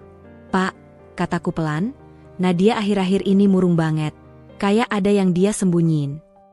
Pak Darto menatapku lama, lalu menggeleng. "Nak, Kamu jangan ikut campur terlalu jauh. Kadang ada hal-hal yang kita lihat aneh. Tapi kalau salah ngomong bisa bahaya. Saya juga sering lihat yang gak wajar. Tapi saya ini cuma satpam. Kalau saya ngomong sembarangan, bisa-bisa saya dibilang fitnah. Tapi, Pak, Nadia kelihatan sengsara. Apa nggak kasihan? Pak Darto menghela napas panjang. Justru itu yang bikin saya bingung. Saya kasihan. Tapi saya nggak bisa apa-apa. Ucapannya membuat dadaku sesak. Jadi bukan hanya aku yang merasa ada yang salah, tapi orang lain pun melihatnya. Hanya saja, semua orang memilih diam. Malam itu, aku teringat lagi sorot mata Nadia. Kosong, tapi penuh rahasia. Seolah ada beban besar yang dipaksa ia pikul sendirian. Suasana kelas mulai berubah. Bukan lagi sekadar belajar, bercanda, atau berebut perhatian guru. Kini ada bisik-bisik yang berputar di antara murid, selalu menyelipkan nama Nadia. Aku lihat dia kemarin sore masih di sekolah. Sama Pak Raka, bisik Dina sambil pura-pura menulis di bukunya. Aku juga. Jam 5 sore loh, bayangin. Kita semua udah pulang. Dia masih nongkrong di perpustakaan, timpal Riko dengan nada penuh rahasia. Lalu suara tawa kecil terdengar di sudut kelas. Jangan-jangan dia punya pacar. Diam-diam, tapi misterius. Cocok banget, kan? Ejek Yuni sambil menyikut temannya. Aku yang duduk tak jauh dari mereka mencoba fokus ke buku catatan, tapi telingaku tak bisa menolak untuk mendengar. Setiap kali nama Nadia disebut, dadaku terasa sesak. Ada sesuatu yang mengganjal, seperti kebenaran yang berusaha ditutup rapat. Kalau menurutku sih, dia itu punya masalah di rumah, kata Tia, sok serius. Lihat aja wajahnya, pucat terus. Kayak orang kurang tidur. Mungkin orang tuanya sering bertengkar. Nggak seru. Aku lebih percaya teori kalau dia punya pacar rahasia, balas Riko sambil tertawa kecil. Coba bayangin, si pendiam itu ternyata punya kehidupan yang nggak kita tahu. Seru, kan? Aku menoleh sekilas ke arah Nadia. Seperti biasa, ia duduk di pojok dengan wajah datar, seakan tak mendengar apapun. Tapi aku tahu, telinganya pasti menangkap bisik-bisik itu. Tangannya tampak gemetar saat memegang bolpoin. Aku menggigit bibir, mencoba menahan diri. Rasanya ingin aku membela dia, berkata lantang kalau semua gosip itu hanya tebakan murahan. Tapi aku ragu. Bagaimana kalau ternyata aku salah? Bagaimana kalau memang ada sesuatu yang disembunyikan Nadia? Saat istirahat, gosip itu semakin ramai. Anak-anak berkumpul di kantin, berbicara dengan suara pelan tapi cukup keras untuk terdengar oleh siapapun yang lewat. Aku lihat Nadia sama Pak Raka naik motor bareng. Sumpah, aku nggak bohong, kata seorang murid dari kelas sebelah. Masa sih? Serius? Tanya temannya dengan mata melebar. Iya. Waktu itu hujan deras. Terus aku lihat mereka keluar dari gerbang bareng. Pak Raka yang bawa motor. Tawa dan desahan kaget terdengar bersahut-sahutan. Tapi aku, yang baru saja lewat membawa nampan makanan, langsung berhenti langkah. Jantungku berdegup kencang. Naik motor bareng? Kata-kata itu terus menggema di kepalaku. Aku meletakkan nampan di meja, berusaha tidak menunjukkan reaksi berlebihan. Tapi di dalam hati, aku semakin yakin ada yang tak beres. Nadia itu kayak hantu kelas. Tahu? Bisik Yuni dengan suara dibuat-buat seram. Diam, pucat, terus suka hilang-hilangan. Jangan-jangan dia punya rahasia gelap. Ceka, jangan lebay, timpal Dina, tapi jelas-jelas ia ikut tertawa. Aku tidak tahan lagi. Aku mendekat ke meja mereka. Kalian ini keterlaluan, kataku dengan nada dingin. Kalau nggak tahu yang sebenarnya, jangan asal ngomong. Mereka semua terdiam sesaat, menatapku dengan wajah terkejut. Lalu Yuni menegakkan badan, tersenyum miring. Loh, kenapa kamu jadi sensi? Jangan-jangan kamu yang tahu rahasianya Nadia? Aku menghela napas dalam-dalam, mencoba menahan emosi. Aku cuma gak suka kalian gosipin orang yang bahkan gak bisa membela dirinya sendiri. Yuni tertawa kecil, sementara yang lain saling pandang. Santai aja, kita cuma bercanda kok. Lagian, kamu juga kan lihat sendiri, dia memang aneh akhir-akhir ini. Aku tak menjawab lagi. Aku hanya mengambil nampanku dan kembali ke meja. Tapi di dalam hati, aku merasa peringatan itu bukan hanya untuk mereka, melainkan juga untuk diriku sendiri. Karena tanpa sadar, aku pun sudah lama menyimpan rasa curiga yang sama. Saat bel masuk berbunyi, semua kembali ke kelas. Namun suasana tak lagi sama. Gosip sudah menjadi benih yang tumbuh liar di kepala setiap murid. Aku melirik Nadia sekali lagi. Ia masih diam, wajahnya semakin pucat, matanya kosong. Kali ini aku yakin hari-hari berikutnya, keadaan Nadia semakin sulit untuk tidak diperhatikan. Wajahnya pucat, matanya sayu seperti kurang tidur, dan tubuhnya terlihat semakin rapuh. Ia tidak lagi duduk tegak di bangkunya, melainkan sering bersandar lemas, seolah energi di tubuhnya habis terkuras. Suatu pagi, saat pelajaran matematika baru dimulai, tiba-tiba Nadia memegangi perutnya. Tangannya gemetar, wajahnya menegang. Aku yang duduk tak jauh darinya melihat jelas perubahan itu. "Bu, boleh saya ke toilet sebentar?" Suaranya lirih, hampir tak terdengar. Ibu Ratih, guru matematika, mengangkat wajahnya dari buku catatan. "Kamu sakit, Nadia? Wajahmu pucat sekali." Nadia hanya mengangguk, lalu buru-buru berdiri. Tapi langkahnya goyah, hampir saja ia terjatuh kalau tidak cepat berpegangan pada meja. Beberapa murid menoleh, suasana kelas mendadak hening. Aku refleks ikut berdiri. "Bu, saya temani Nadia ke UKS," kataku spontan. Ibu Ratih mengangguk. "Iya, tolong dampingi. Jangan dibiarkan sendirian." Aku meraih lengan Nadia, membantunya berjalan keluar kelas. Nafasnya pendek-pendek, keringat dingin membasahi dahinya. "Nat, kamu kenapa? Dari tadi pucat banget," tanyaku pelan. Aku cuma pusing," jawabnya cepat, tapi nada suaranya terdengar lebih seperti ingin menutup-nutupi sesuatu. Aku tidak percaya begitu saja. Ada sesuatu yang lebih besar dari sekadar pusing biasa. Apalagi, ini bukan pertama kalinya. Di lorong menuju UKS, tiba-tiba Nadia menutup mulutnya dengan kedua tangan. Aku kaget. "Nat?" Ia berlari kecil ke arah toilet, mendorong pintu dengan terburu-buru. Aku menunggunya di depan, mendengar suara muntah dari dalam. Dadaku sesak, ada rasa takut bercampur bingung yang tidak bisa kujelaskan. Beberapa menit kemudian, Nadia keluar dengan wajah semakin pucat.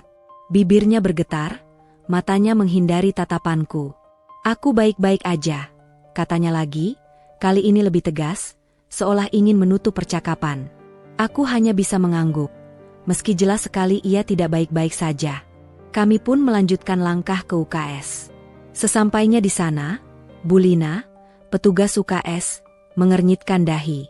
"Lagi-lagi kamu, Nat? Kamu ini sebenarnya sakit apa?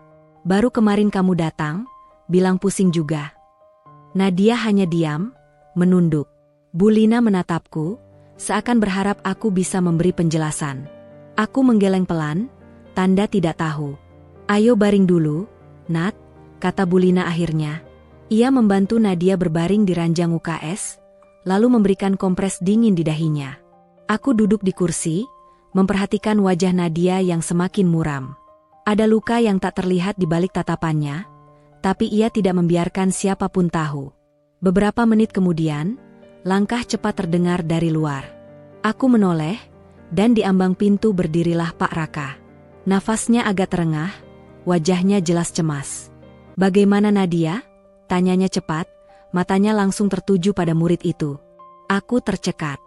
Guru lain biasanya tidak pernah datang ke UKS hanya karena seorang murid pusing. Tapi Pak Raka, reaksinya berbeda. Terlalu berbeda. Dia muntah lagi. "Pak," jawab Bu Lina, menghela napas. Saya jadi bingung. Kalau memang sering begini, harusnya dibawa ke dokter. Tapi Nadia selalu bilang baik-baik saja. Pak Raka berjalan mendekat, duduk di kursi samping ranjang. Ia menatap Nadia dengan sorot mata yang sulit kuterjemahkan. Ada resah, ada khawatir, tapi juga ada sesuatu yang lebih dari sekadar hubungan guru dan murid. "Nat," suara Pak Raka pelan, "kamu harus jaga kesehatan. Jangan terlalu memaksakan diri." Aku menatapnya tak percaya. Guru yang biasanya tenang dan penuh wibawa, kini terlihat gugup. Tangannya hampir menyentuh selimut yang menutupi tubuh Nadia, tapi ia buru-buru menariknya kembali, seolah sadar ada orang lain yang memperhatikan. Nadia hanya mengangguk singkat, tidak berani menatap mata Pak Raka. Aku memalingkan wajah, dadaku berdegup kencang. Rasa curigaku semakin menguat. Kenapa Pak Raka bisa muncul secepat ini? Kenapa ia terlihat begitu peduli, seolah punya ikatan khusus dengan Nadia? Setelah beberapa menit, bel masuk berbunyi. Bu Lina menoleh padaku. Kamu kembali ke kelas saja. Biar Nadia istirahat di sini dulu. Aku ragu meninggalkan mereka, tapi akhirnya menurut. Saat melangkah keluar, aku sempat menoleh sekali lagi. Dari balik pintu yang belum sepenuhnya tertutup, aku melihat Pak Raka masih duduk di sana. Menunduk dekat Nadia, berbicara dengan suara yang terlalu pelan untuk kudengar. Wajah Nadia tetap pucat, tapi ada ketegangan di matanya, seolah takut kalau aku mendengar percakapan mereka. Aku menggenggam erat buku catatanku, langkahku terasa berat. Dalam hati, aku berbisik, ini bukan sekadar sakit biasa. Ada sesuatu yang lebih gelap dari sekadar pusing atau mual. Dan Pak Raka, kenapa dia terlihat begitu terlibat? Hari itu, pelajaran berjalan seperti biasa, tapi pikiranku tidak bisa fokus. Bayangan wajah pucat Nadia, suara muntah dari toilet, dan sorot mata resah Pak Raka terus menghantuiku sore itu. Langit mulai berwarna jingga. Lapangan sekolah sudah hampir kosong setelah kegiatan ekskul selesai. Aku baru saja membereskan barang-barangku ketika langkahku melewati lorong menuju ruang guru. Lorong itu biasanya sepi saat jam segini, hanya suara sapu petugas kebersihan yang sesekali terdengar. Namun, kali ini aku melihat sesuatu yang membuat langkahku terhenti. Dari kejauhan, aku melihat sosok Nadia. Ia berjalan cepat, wajahnya tertunduk, seakan takut terlihat. Tangannya meremas tali tas dengan gugup. Aku spontan bersembunyi di balik tiang dekat lorong, rasa penasaranku lebih besar daripada keberanianku. Nadia berhenti di depan ruang guru. Ia menoleh kiri kanan, memastikan tidak ada orang. Lalu, pintu ruang guru terbuka. Dari dalam muncul Pak Raka. Jantungku berdegup kencang. Aku menahan napas. Nadia, ayo cepat masuk. Suara Pak Raka terdengar pelan namun tegas. Ia melirik sebentar ke sekitar, lalu menarik Nadia masuk. Pintu ditutup rapat dari dalam. Aku berdiri mematung. Rasanya darahku berhenti mengalir. Kenapa Nadia masuk ke ruang guru sepulang sekolah? Kenapa cuma berdua? Tanganku gemetar memegang buku di dada. Aku ingin sekali mendekat. Ingin tahu apa yang sebenarnya terjadi di balik pintu itu. Tapi kakiku berat. Ada rasa takut yang menahanku. Suara dari dalam samar-samar terdengar. Aku mendekat perlahan, menempelkan tubuh ke dinding. Pak, saya takut. Suara Nadia lirih, hampir seperti bisikan. Tenang saja, Nadia. Tidak ada yang akan tahu. Kamu percaya sama Bapak, kan? Suara Pak Raka lebih jelas kali ini. Nada suaranya berbeda dengan ketika ia mengajar di kelas. Lebih lembut, lebih personal. Dadaku sesak mendengar itu. Tidak ada yang akan tahu? Apa maksudnya? Aku menggigit bibir, menahan keinginan untuk mengetuk pintu. Tapi bayangan bagaimana reaksi mereka kalau aku ketahuan membuatku membeku.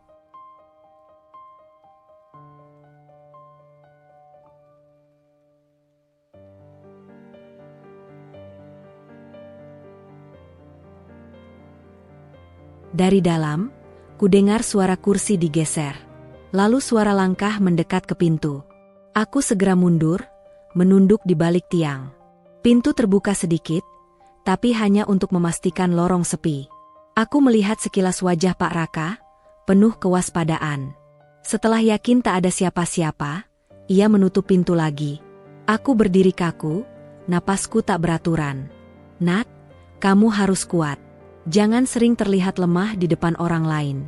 Ingat, kita harus hati-hati. Suara Pak Raka kembali terdengar, kali ini lebih pelan. Aku nggak sanggup, Pak, jawab Nadia. Suaranya bergetar, seperti menahan tangis. Hening sesaat. Lalu terdengar lagi suara Pak Raka, lebih tegas namun berusaha menenangkan. SSST, jangan menangis di sini. Kalau ada yang dengar, kita bisa celaka. Hatiku serasa diremas. Aku ingin berlari masuk, ingin bertanya langsung, apa yang sebenarnya terjadi di antara kalian? Tapi mulutku terkunci. Beberapa menit kemudian, suara dari dalam mereda. Lalu pintu terbuka. Aku buru-buru bersembunyi lebih rapat di balik tiang. Nadia keluar lebih dulu. Wajahnya merah, matanya sembab seolah baru menangis. Ia menunduk dalam, berjalan cepat meninggalkan lorong. Tak lama setelah itu, Pak Raka menyusul. Ia mengunci pintu, menatap sekeliling sekali lagi, lalu melangkah ke arah parkiran. Aku masih berdiri terpaku. Jantungku berdentum keras, telapak tanganku basah oleh keringat dingin. Pertemuan rahasia, apa yang sebenarnya mereka sembunyikan? Aku menggigit bibir. Perasaan curiga yang selama ini kubendung kini semakin kuat. Semua gejala aneh pada Nadia, perhatian berlebihan dari Pak Raka, hingga suara-suara samar di balik pintu itu, semuanya seperti potongan puzzle yang belum bisa kususun. Tapi satu hal pasti, ada sesuatu yang tidak seharusnya terjadi. Dan aku satu-satunya yang melihatnya. Hari itu, aku sengaja tidak langsung pulang meski bel sudah lama berbunyi. Alasanku sederhana, pura-pura sibuk merapikan buku dan menulis catatan di kelas, padahal hatiku dipenuhi rasa penasaran. Beberapa hari terakhir, pikiranku kacau setelah menyaksikan Nadia masuk ke ruang guru sore-sore bersama Pak Raka. Suara-suara lirih mereka masih bergema di telingaku, membuatku sulit tidur. Aku duduk di bangku paling belakang, menatap keluar jendela dengan tatapan kosong. Lapangan sekolah mulai sepi, hanya terlihat beberapa siswa ekskul yang berlari-lari kecil sebelum akhirnya bubar. Sinar matahari sore perlahan berubah keemasan, menebar bayangan panjang ke halaman. Aku menunggu. Entah apa yang kucari, tapi hatiku berkata, sesuatu akan terlihat jika aku cukup sabar. Dan benar saja. Dari kejauhan, aku melihat Nadia berjalan pelan menuju parkiran motor. Wajahnya tertunduk, langkahnya ragu. Tasnya dipeluk erat di dada, seolah sedang menyembunyikan sesuatu. Tak lama, sosok Pak Raka muncul dari arah yang berlawanan. Ia tampak menoleh kiri kanan, memastikan keadaan sekitar. Aku menahan napas, menunduk sedikit agar tidak terlihat dari jendela. Tapi mataku tetap fokus mengamati. Pak Raka berhenti di depan motornya, lalu menyalakan mesin. Nadia berdiri beberapa langkah darinya, terlihat bimbang. Cepat naik, Nat. Jangan lama-lama di sini. Suara Pak Raka samar-samar terdengar, terbawa angin sore. Aku menggenggam erat bolpoin di tanganku, tubuhku kaku. Nadia ragu-ragu sejenak, lalu akhirnya duduk di jok belakang motor. Pak Raka menoleh sebentar, lalu memberikan helm padanya. Pakai. Biar aman, katanya lagi. Nadia menurut, meski tangannya gemetar saat memasang helm. Beberapa detik kemudian, motor itu melaju keluar gerbang sekolah. Hanya mereka berdua. Aku menelan ludah keras-keras. Jantungku berdebar tak karuan, antara kaget, marah, dan takut. Semua kecurigaan yang selama ini hanya berputar di kepalaku kini, seakan menemukan wujud nyata. Guru dan murid, pergi berdua? Aku mencoba menenangkan diriku sendiri. Mungkin Nadia minta tolong diantar pulang, mungkin rumahnya searah, mungkin benar-benar tidak ada apa-apa. Tapi hatiku menolak. Sejak kapan Pak Raka mengantarkan murid pulang? Apalagi murid perempuan, sepulang sekolah, hanya berdua, tanpa sepengetahuan siapapun. Bahkan aku pernah dengar ia menolak murid lain yang minta les tambahan dengan alasan sibuk. Tapi untuk Nadia, selalu ada waktu. Pikiranku kalut. Aku menggigit bibir, menahan rasa tidak nyaman yang makin menguat. Keesokan harinya, aku duduk di bangku dengan tatapan kosong. Teman-temanku mulai menyadari aku murung. Kamu kenapa? Dari kemarin wajahmu kayak habis mikirin utang. Goda Riko sambil menepuk bahuku. Aku tersentak, berusaha tersenyum. Enggak apa-apa. Yuni yang duduk di depan menoleh. Jangan bohong, Deh. Aku lihat kamu kemarin sore masih di kelas. Nungguin siapa? Hayo? Enggak kok, jawabku cepat. Aku cuma bersihin buku. Mereka tertawa kecil, menganggapnya bercanda. Tapi aku hanya bisa menunduk. Dari sudut mata, aku melihat Nadia masuk kelas. Ia semakin pucat, langkahnya pelan, seakan tubuhnya terlalu berat untuk digerakkan. Teman-teman menoleh sekilas lalu sibuk lagi dengan urusan masing-masing, tapi aku terus memperhatikan. Aku ingin mendekat, ingin bertanya, tapi setiap kali aku berusaha membuka mulut, ada sesuatu yang menahanku. Kata-kata seakan tertelan kembali ke dalam tenggorokan. Saat istirahat, aku duduk sendiri di kantin. Tanganku sibuk mengaduk minuman yang sudah hampir habis. Mataku kosong. Tiba-tiba, suara berat seseorang terdengar di belakangku. "Kamu sering sendirian akhir-akhir ini, ya?" Aku menoleh. Ternyata Pak Darto, satpam sekolah, berdiri sambil membawa secangkir kopi. Ia duduk di bangku kosong di sebelahku. Aku gugup, tapi berusaha tersenyum. "Iya, Pak. Lagi pengen sendiri aja." Pak Darto mengangguk. "Saya lihat kamu sering pulang telat. Ada apa? Nunggu jemputan, atau gimana?" Aku menggeleng cepat. "Enggak, Pak. Cuma, kadang ada ekskul." Pak Darto menghela napas, meneguk kopinya. Lalu ia menatapku serius. "Kamu sekelas sama Nadia, kan?" Jantungku berdentum kencang. Aku menelan ludah. "Iya, Pak." Pak Darto mendengus pelan. "Anak itu sering banget pulang belakangan. Bahkan kadang saya lihat dijemput sama Pak Raka. Aneh aja, biasanya kan guru pulang duluan." Aku terdiam, jemariku gemetar di bawah meja. Pak Darto menatapku lekat-lekat, seakan ingin memastikan reaksiku. "Kamu tahu sesuatu?" Aku buru-buru menggeleng. "Enggak, Pak.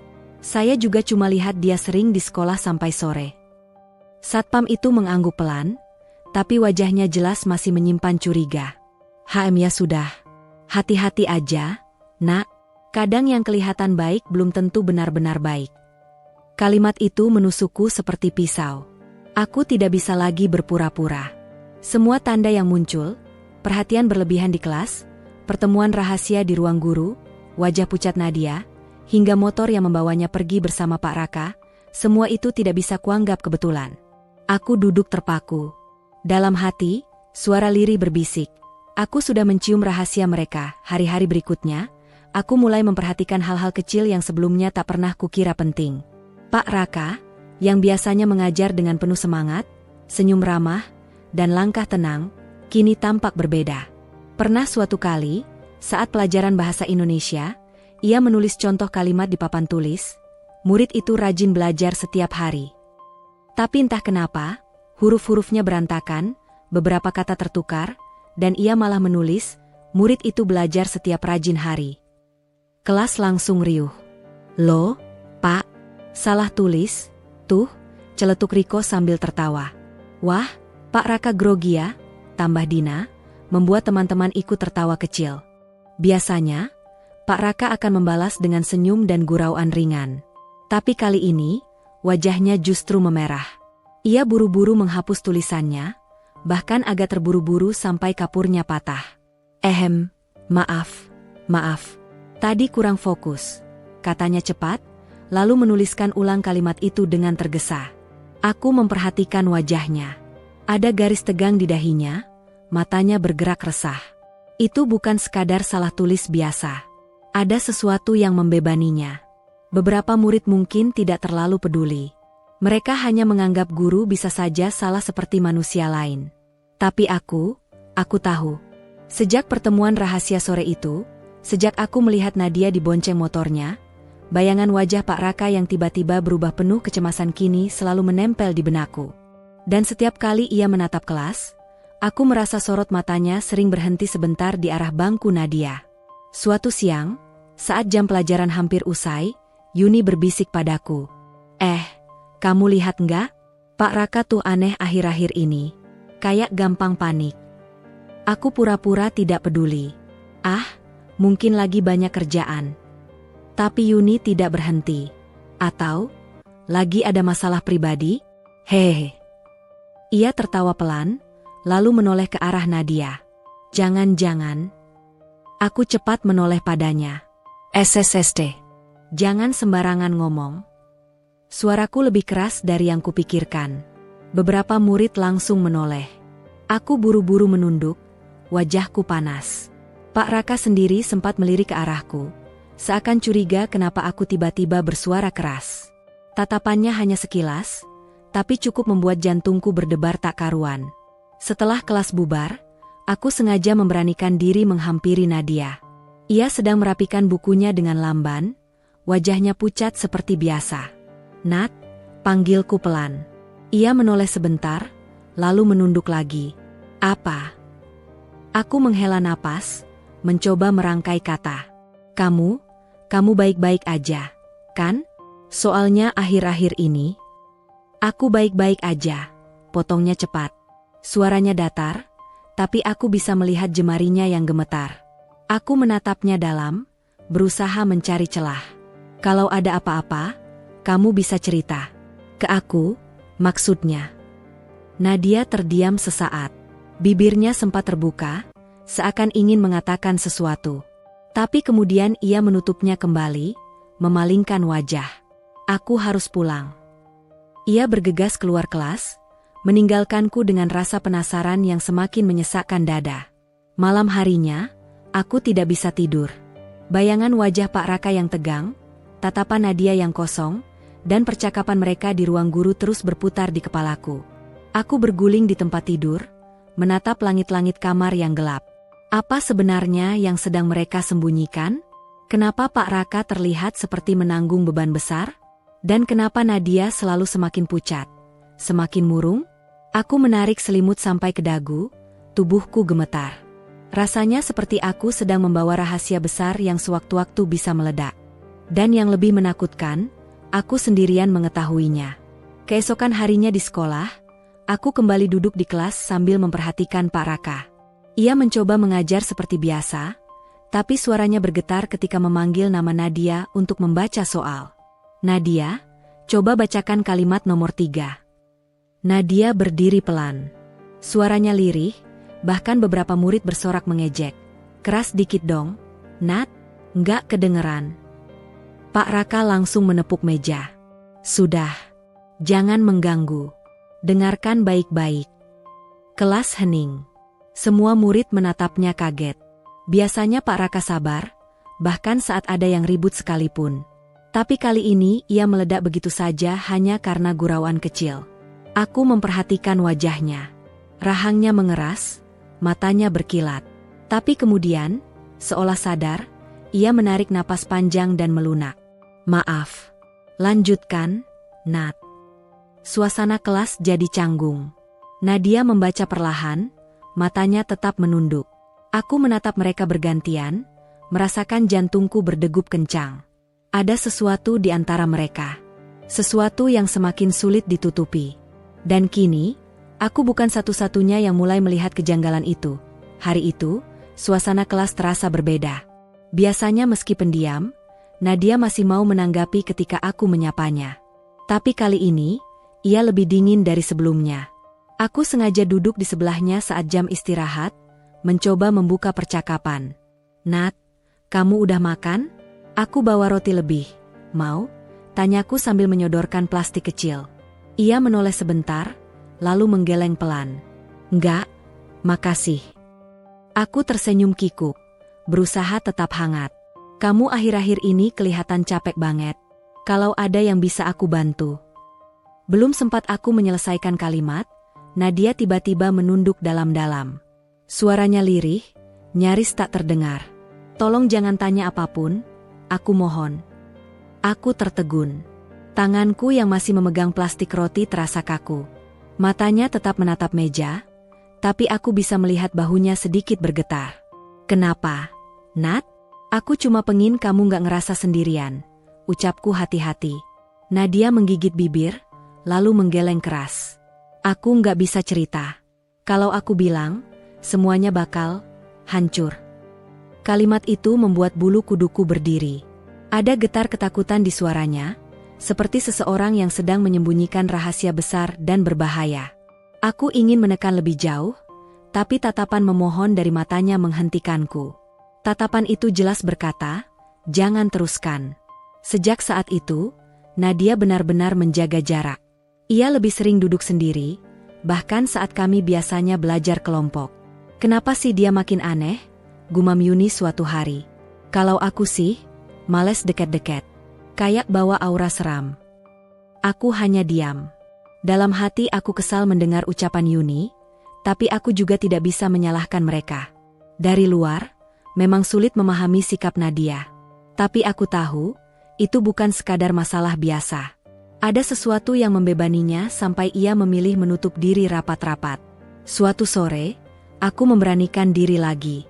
Saat itu Nadia sedang membereskan bukunya lebih lama dari biasanya. Aku pura-pura sibuk menghapus papan tulis, menunggu sampai murid lain keluar. Begitu hanya ada kami berdua, aku berjalan mendekat. "Nat." Ia mendongak cepat, wajahnya jelas kaget. "Kenapa belum pulang?" Aku mengangkat bahu. "Nunggu kamu. Aku cuma pengin ngomong." Ia menunduk lagi. "Aku udah bilang, jangan tanya apa-apa." Aku menghela napas panjang, menahan keinginan untuk mendesak.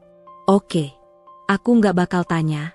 Tapi kalau kamu butuh tempat buat cerita, aku ada."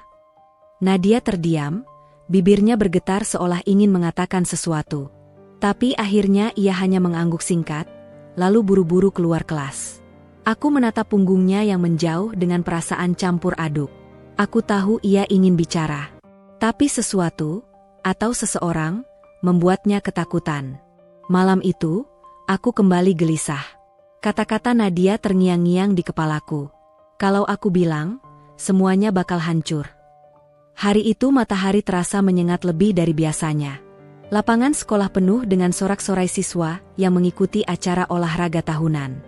Ada pertandingan futsal, lomba lari, juga permainan tradisional yang selalu ditunggu. Aku berdiri di tepi lapangan bersama beberapa teman, sesekali memberi semangat pada kelas kami yang sedang bertanding. Di tengah riuhnya suasana, pandanganku menangkap sosok Nadia. Ia duduk di bawah pohon, jauh dari kerumunan, memeluk lutut dengan wajah pucat. Aku sempat ingin menghampirinya, tapi panitia memanggilku untuk membantu menyiapkan alat lomba.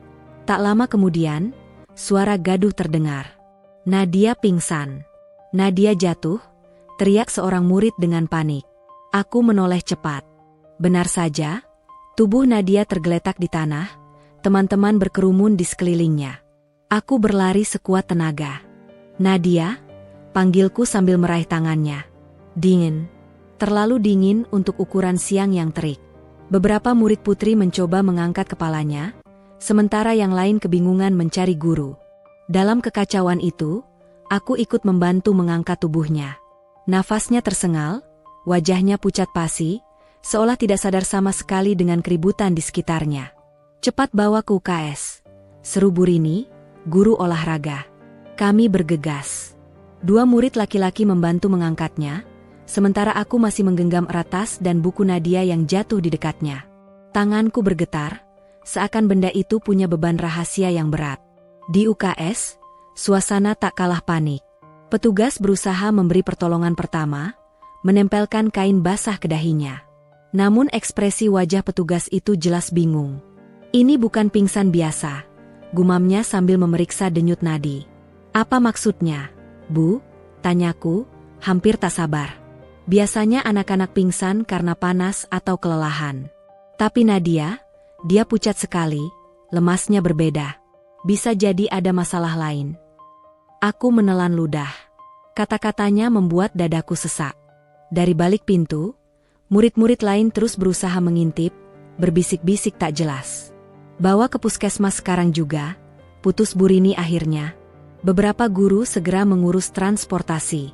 Aku yang masih memegang buku-buku Nadia, hanya bisa berdiri kaku. Rasanya kepalaku dipenuhi pertanyaan. Kenapa dia bisa seperti ini? Apa hubungannya dengan semua hal aneh yang terjadi belakangan?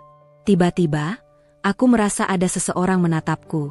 Aku menoleh, dan benar saja, Pak Raka berdiri di ujung koridor. Tatapannya mengarah ke UKS, wajahnya pucat tak kalah dari Nadia.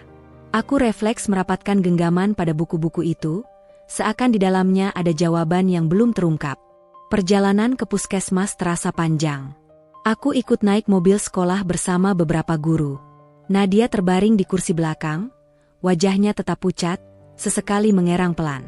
Aku duduk di sampingnya, memegangi buku-bukunya erat-erat di pangkuanku. "Nat, Kamu dengar aku? Bisikku sambil menyentuh pelan tangannya. Kelopak matanya bergetar sedikit, lalu terbuka hanya sepersekian detik. Tatapannya kosong, tapi bibirnya bergerak samar. Aku takut. Aku tersentak. Takut apa? Nat, cerita sama aku. Namun ia kembali terpejam, tubuhnya hanya diam dengan nafas berat. Setibanya di puskesmas, Nadia langsung ditangani oleh perawat. Kami dilarang masuk, hanya guru yang diperbolehkan menunggu. Aku berdiri di luar ruang perawatan, jantungku berdegup kencang.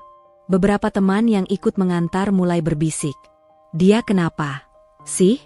Baru pertama kali lihat dia kayak gitu. Mungkin sakit keras tapi nggak bilang-bilang. Atau, jangan-jangan ada masalah lain. Aku mendengar semuanya, tapi memilih diam.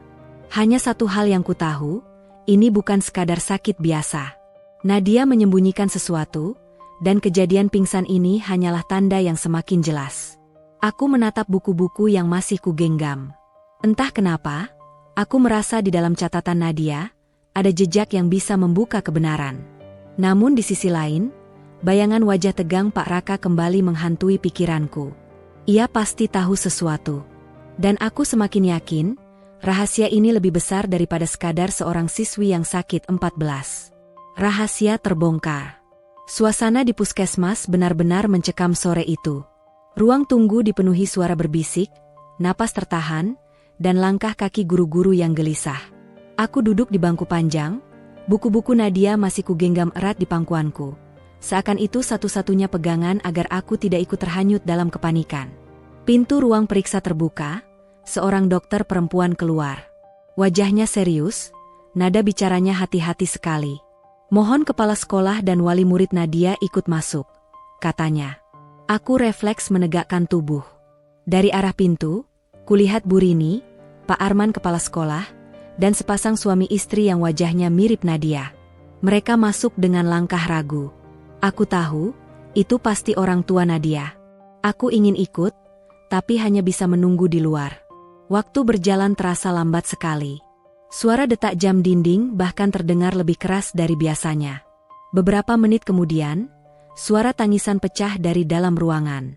Tangisan yang pilu, panjang, dan memilukan. Aku mengenali suara itu, Nadia. Aku berdiri, menempelkan telinga ke pintu. Suara dokter terdengar samar. Berdasarkan pemeriksaan awal, kemungkinan besar Nadia hamil.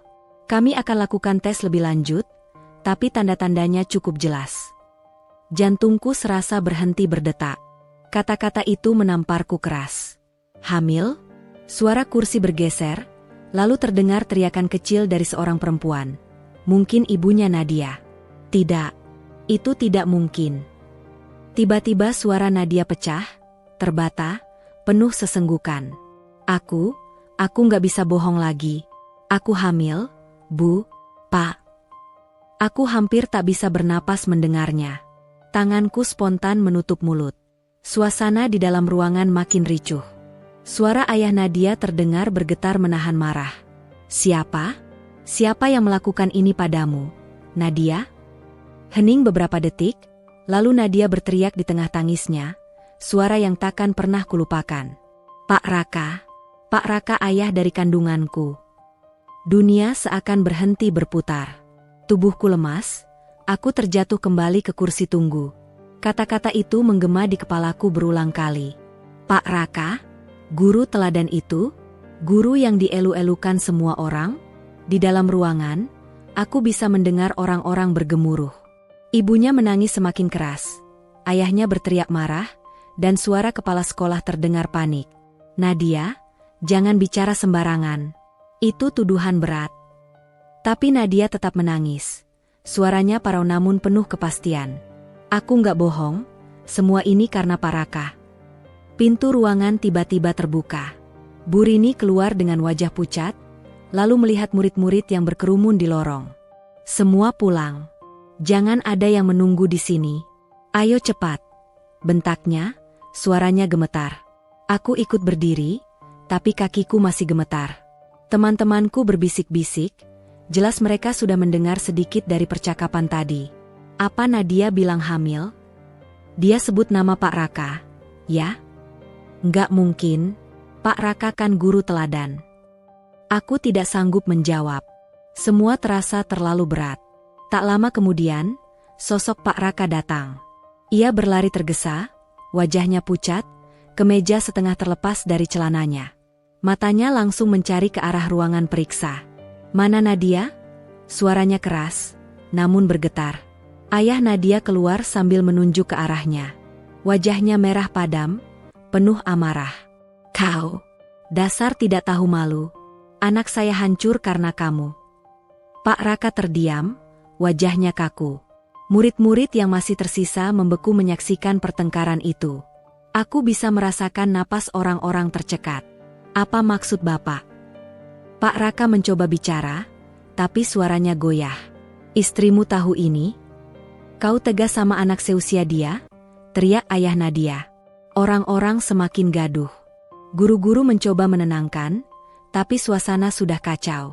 Aku melihat sendiri, wajah Pak Raka yang biasanya penuh wibawa kini benar-benar ketakutan. Aku menunduk, jari-jariku masih gemetar menggenggam buku Nadia. Semua bayangan tentang kedekatan mereka, semua tatapan, bimbingan pribadi, hingga bisikan lirih Nadia, kalau aku cerita, semuanya bakal hancur, semuanya kini jelas. Rahasia yang selama ini aku curigai akhirnya terbongkar. Tapi aku berharap, seandainya saja aku salah. Namun kenyataannya, aku tidak salah. Dan sejak hari itu, hidup kami semua tak lagi sama. Keesokan harinya, suasana sekolah benar-benar berbeda. Biasanya pagi diisi dengan suara riuh murid bercanda dan guru menyapa hangat di gerbang. Tapi kali ini, udara terasa berat. Semua orang berbisik-bisik, wajah murid-murid penuh tanda tanya, dan para guru berjalan cepat dengan ekspresi tegang. Aku berjalan ke kelas dengan hati berdebar. Sejak kejadian di puskesmas kemarin, aku hampir tidak bisa tidur. Kata-kata Nadia masih menggema di kepalaku. Pak Raka ayah dari kandunganku. Begitu masuk kelas, gosip langsung menyeruak. Bener gak sih Pak Raka yang bikin Nadia? Suara seorang murid perempuan tiba-tiba mengecil, tapi aku tahu apa yang ia maksud. Katanya sih gitu. Aku gak percaya, orang Pak Raka itu baik banget. Tapi ada yang lihat sendiri, loh. Nadia sering pulang bareng dia. Masa guru bisa gitu sama muridnya? Jijik banget kalau benar. Aku duduk di bangkuku, menunduk. Hatiku campur aduk. Aku tahu gosip itu bukan sekadar rumor kosong. Tapi aku juga tahu betapa sakitnya bagi Nadia jika semua orang membicarakan aibnya seperti ini. Menjelang siang, keadaan semakin kacau. Orang tua murid berdatangan, memenuhi halaman sekolah. Ada yang berteriak-teriak, ada yang menuntut penjelasan langsung dari kepala sekolah. Anak kami sekolah di sini buat belajar, bukan buat jadi korban. Teriak seorang bapak dengan wajah merah padam. Kalau benar guru kalian begitu, ini pelecehan. Harus diproses hukum, sahut yang lain. Satpam kewalahan menahan kerumunan. Murid-murid berdiri di koridor, menyaksikan semuanya dengan wajah antara kaget dan penasaran. Di tengah kegaduhan itu, kepala sekolah, Pak Arman, keluar dengan wajah pucat. Ia mencoba menenangkan massa. Bapak Ibu, tolong sabar dulu. Kami sedang menyelidiki. Mohon jangan menyebarkan kabar yang belum pasti. Tapi kerumunan tidak mudah dibungkam. Suara-suara protes semakin keras. Di saat suasana semakin panas, tiba-tiba satpam sekolah, Pak Darto, maju ke depan. Wajahnya tegang, namun ia terlihat sudah tidak tahan lagi. Saya minta bicara. Kerumunan langsung menoleh. Pak Darto menarik napas panjang, lalu berkata lantang. Memang benar, saya sering melihat kejanggalan. Nadia sering pulang paling akhir, kadang dijemput Pak Raka. Pernah juga saya lihat mereka berdua keluar sore-sore naik motor. Saya curiga, tapi saya takut lapor. Takut kalau saya salah, takut kalau saya dipecat. Suasana seketika meledak. Orang tua murid saling bersahutan, ada yang mengumpat, ada yang marah, ada yang langsung menuntut agar polisi dipanggil. Aku berdiri di antara murid-murid lain, tubuhku gemetar. Kata-kata Pak Darto membenarkan semua yang kulihat selama ini. Semua kepingan puzzle akhirnya menyatu. Tak lama kemudian, sosok Pak Raka muncul dari ruang guru. Wajahnya pucat, rambutnya berantakan, dan langkahnya goyah. Begitu ia muncul, kerumunan langsung menyerangnya dengan teriakan. Pengkhianat! Guru macam apa kau ini? Dasar tidak tahu malu. Pak Raka mengangkat tangannya, mencoba bicara. Tolong dengarkan saya dulu. Semua ini fitnah. Saya tidak pernah. Belum sempat ia menyelesaikan kalimatnya, seorang ibu murid memotong dengan suara tajam. Fitnah apa? Anak itu sudah mengaku. Kalau bukan kamu, siapa lagi? Pak Raka terdiam. Wajahnya menegang, matanya gelisah. Kepala sekolah mencoba menenangkan, tapi jelas suasana sudah di luar kendali. Orang tua murid tidak mau lagi mendengar alasan. Aku memperhatikan dari jauh. Untuk pertama kalinya, aku melihat Pak Raka tidak lagi seperti guru teladan yang diagungkan. Semua wibawanya runtuh. Tangannya bergetar, matanya panik, suaranya tidak lagi penuh keyakinan. Aku tidak bermaksud. Suaranya lirih, hampir tenggelam oleh teriakan massa. Kalimat itu bukannya menenangkan, justru semakin memperkuat dugaan. Ia tidak lagi menyangkal dengan tegas. Orang-orang semakin marah. Beberapa guru mencoba melindunginya agar tidak dikeroyok, tapi jelas posisi Pak Raka sudah tidak bisa diselamatkan. Aku menggenggam buku Nadia yang masih kusimpan sejak kemarin. Hati kecilku berbisik, rahasia ini akhirnya benar-benar terbongkar, dan tidak ada jalan untuk menutupinya lagi. Namun, di balik itu semua, aku juga merasakan ketakutan. Jika semua sudah terang benderang, bagaimana nasib Nadia nanti? Apakah ia akan selamanya dicap buruk, sementara orang dewasa yang seharusnya melindunginya justru menghancurkannya? Suasana sekolah hari itu benar-benar berubah menjadi medan perang. Dan aku tahu, ini baru permulaan dari badai yang lebih besar. Hari-hari setelah kegemparan itu seperti mimpi buruk yang tak kunjung usai. Suasana sekolah berubah total. Lorong-lorong yang biasanya ramai oleh tawa kini dipenuhi bisikan penuh curiga, tatapan tajam, dan bisik-bisik gosip yang tidak pernah berhenti. Bangku di pojok kelas, tempat Nadia biasa duduk dengan wajah pucatnya, kini kosong.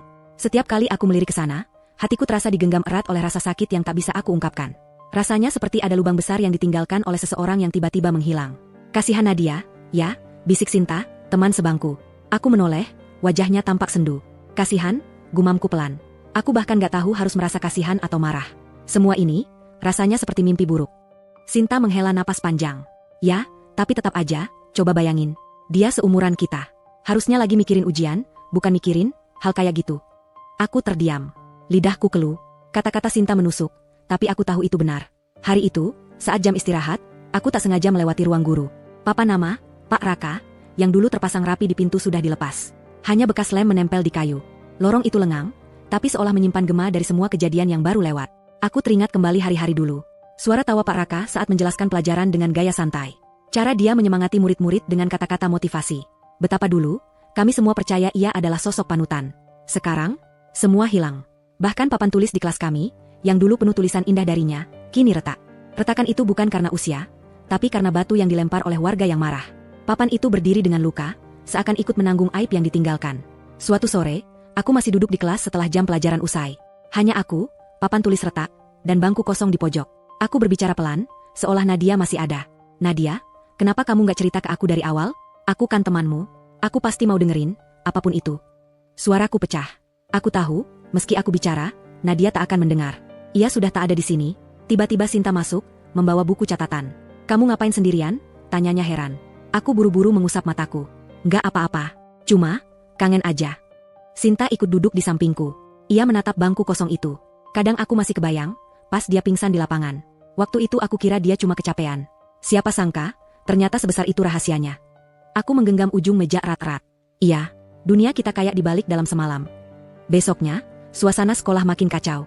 Orang tua murid berdatangan. Ada yang marah-marah di ruang kepala sekolah, ada yang mendesak agar semua guru diperiksa. Aku mendengar sendiri percakapan dua ibu di depan gerbang. Ini harus jadi pelajaran. Jangan sampai guru seenaknya mendekati murid lagi. Betul. Bayangin aja, kalau anak kita yang jadi korban, ngeri. Aku berjalan cepat melewati mereka, tapi suara mereka terus bergema di telingaku. Kata, korban, itu menghantam dada. Ya, Nadia korban. Tapi ironisnya, banyak juga yang justru menyalahkan dia. Di media sosial sekolah, gosip makin menjadi-jadi. Ada yang menulis, pantas aja dia sering pucat. Ternyata begitu. Ada juga yang menertawakan, bahkan menyebut Nadia, penggoda guru. Aku ingin berteriak bahwa semua itu tidak adil, tapi aku hanya bisa menggigit bibirku. Beberapa hari kemudian, aku memberanikan diri mengunjungi rumah Nadia. Rumah sederhana di ujung gang itu tampak sepi. Pintu hanya terbuka sedikit. Aku mengetuk pelan. Seorang perempuan keluar, wajahnya kusut dan matanya sembab. Itu ibunya Nadia. Permisi, Bu. Saya, teman Nadia, ucapku ragu. Ibunya menatapku lama, lalu tersenyum getir. Temannya Nadia, ya? Maaf, Nak. Nadia nggak bisa ketemu siapa-siapa sekarang. Dia masih trauma. Aku menunduk. Saya cuma mau bilang, saya nggak akan ninggalin dia. Tolong sampaikan itu ke Nadia. Perempuan itu mengangguk pelan. Terima kasih, Nak. Doakan dia kuat, ya. Aku pulang dengan dada sesak. Jalanan terasa panjang, padahal hanya beberapa meter. Aku sadar, sejak hari itu, hidup Nadia sudah tak akan sama lagi. Di sekolah, nama Pak Raka jadi kutukan. Setiap kali disebut, murid-murid mendesis penuh benci. Guru-guru lain pun jarang membicarakannya, seolah takut ikut tercemar. Aku masih ingat hari terakhir sebelum ia resmi dipecat. Ia berdiri di halaman sekolah, dikerumuni polisi dan kepala sekolah. Beberapa murid menyorakinya, melempar botol kosong. Aku hanya bisa menatap dari kejauhan. Sesaat, mata kami bertemu. Wajahnya yang dulu selalu percaya diri kini penuh rasa malu dan ketakutan. Ia sempat ingin bicara, bibirnya bergetar. Tapi sebelum ada kata keluar, polisi menggiringnya masuk ke mobil. Suara pintu mobil menutup terasa seperti penutup bab kelam dalam hidup kami. Waktu terus berjalan. Tapi retakan itu tetap ada, di papan tulis, di bangku kosong Nadia, dan di hati kami semua. Suatu hari, aku kembali berdiri di depan papan tulis itu. Aku menyentuh retakan di permukaannya, terasa kasar di ujung jari. Dulu papan ini dipenuhi kata-kata motivasi, belajar itu investasi masa depan, jangan takut gagal, karena gagal adalah guru terbaik. Kini, tak ada yang berani menuliskan kalimat-kalimat semacam itu lagi. Seolah papan ini menolak jadi saksi kepalsuan. Aku menutup mata, lalu berbisik dalam hati. Ternyata, orang yang paling kami kagumi, justru yang paling pandai menyembunyikan kegelapan. Namun ada satu hal yang tak bisa kuabaikan. Dari semua kebencian, dari semua gosip, aku ingin menyimpan satu hal saja. Wajah Nadia yang pernah tersenyum padaku, meski hanya sebentar. Senyum itu bukan aib, bukan dosa, tapi tanda bahwa ia juga manusia yang ingin bahagia. Aku berjanji pada diriku sendiri, meski Nadia tak lagi di sini, aku akan tetap jadi saksi yang jujur. Aku akan selalu ingat bahwa di balik retakan papan tulis ini, ada seorang gadis yang berjuang sendirian, terjebak dalam kegelapan yang bukan salahnya. Dan mungkin, suatu hari nanti, ketika papan itu akhirnya diganti, aku akan tetap mengingat retakannya. Sebagai pengingat bahwa tidak semua yang tampak sempurna adalah kebenaran. Karena kadang, teladan hanyalah topeng, dan di balik topeng itu, tersimpan kegelapan yang lebih pekat dari yang pernah kubayangkan.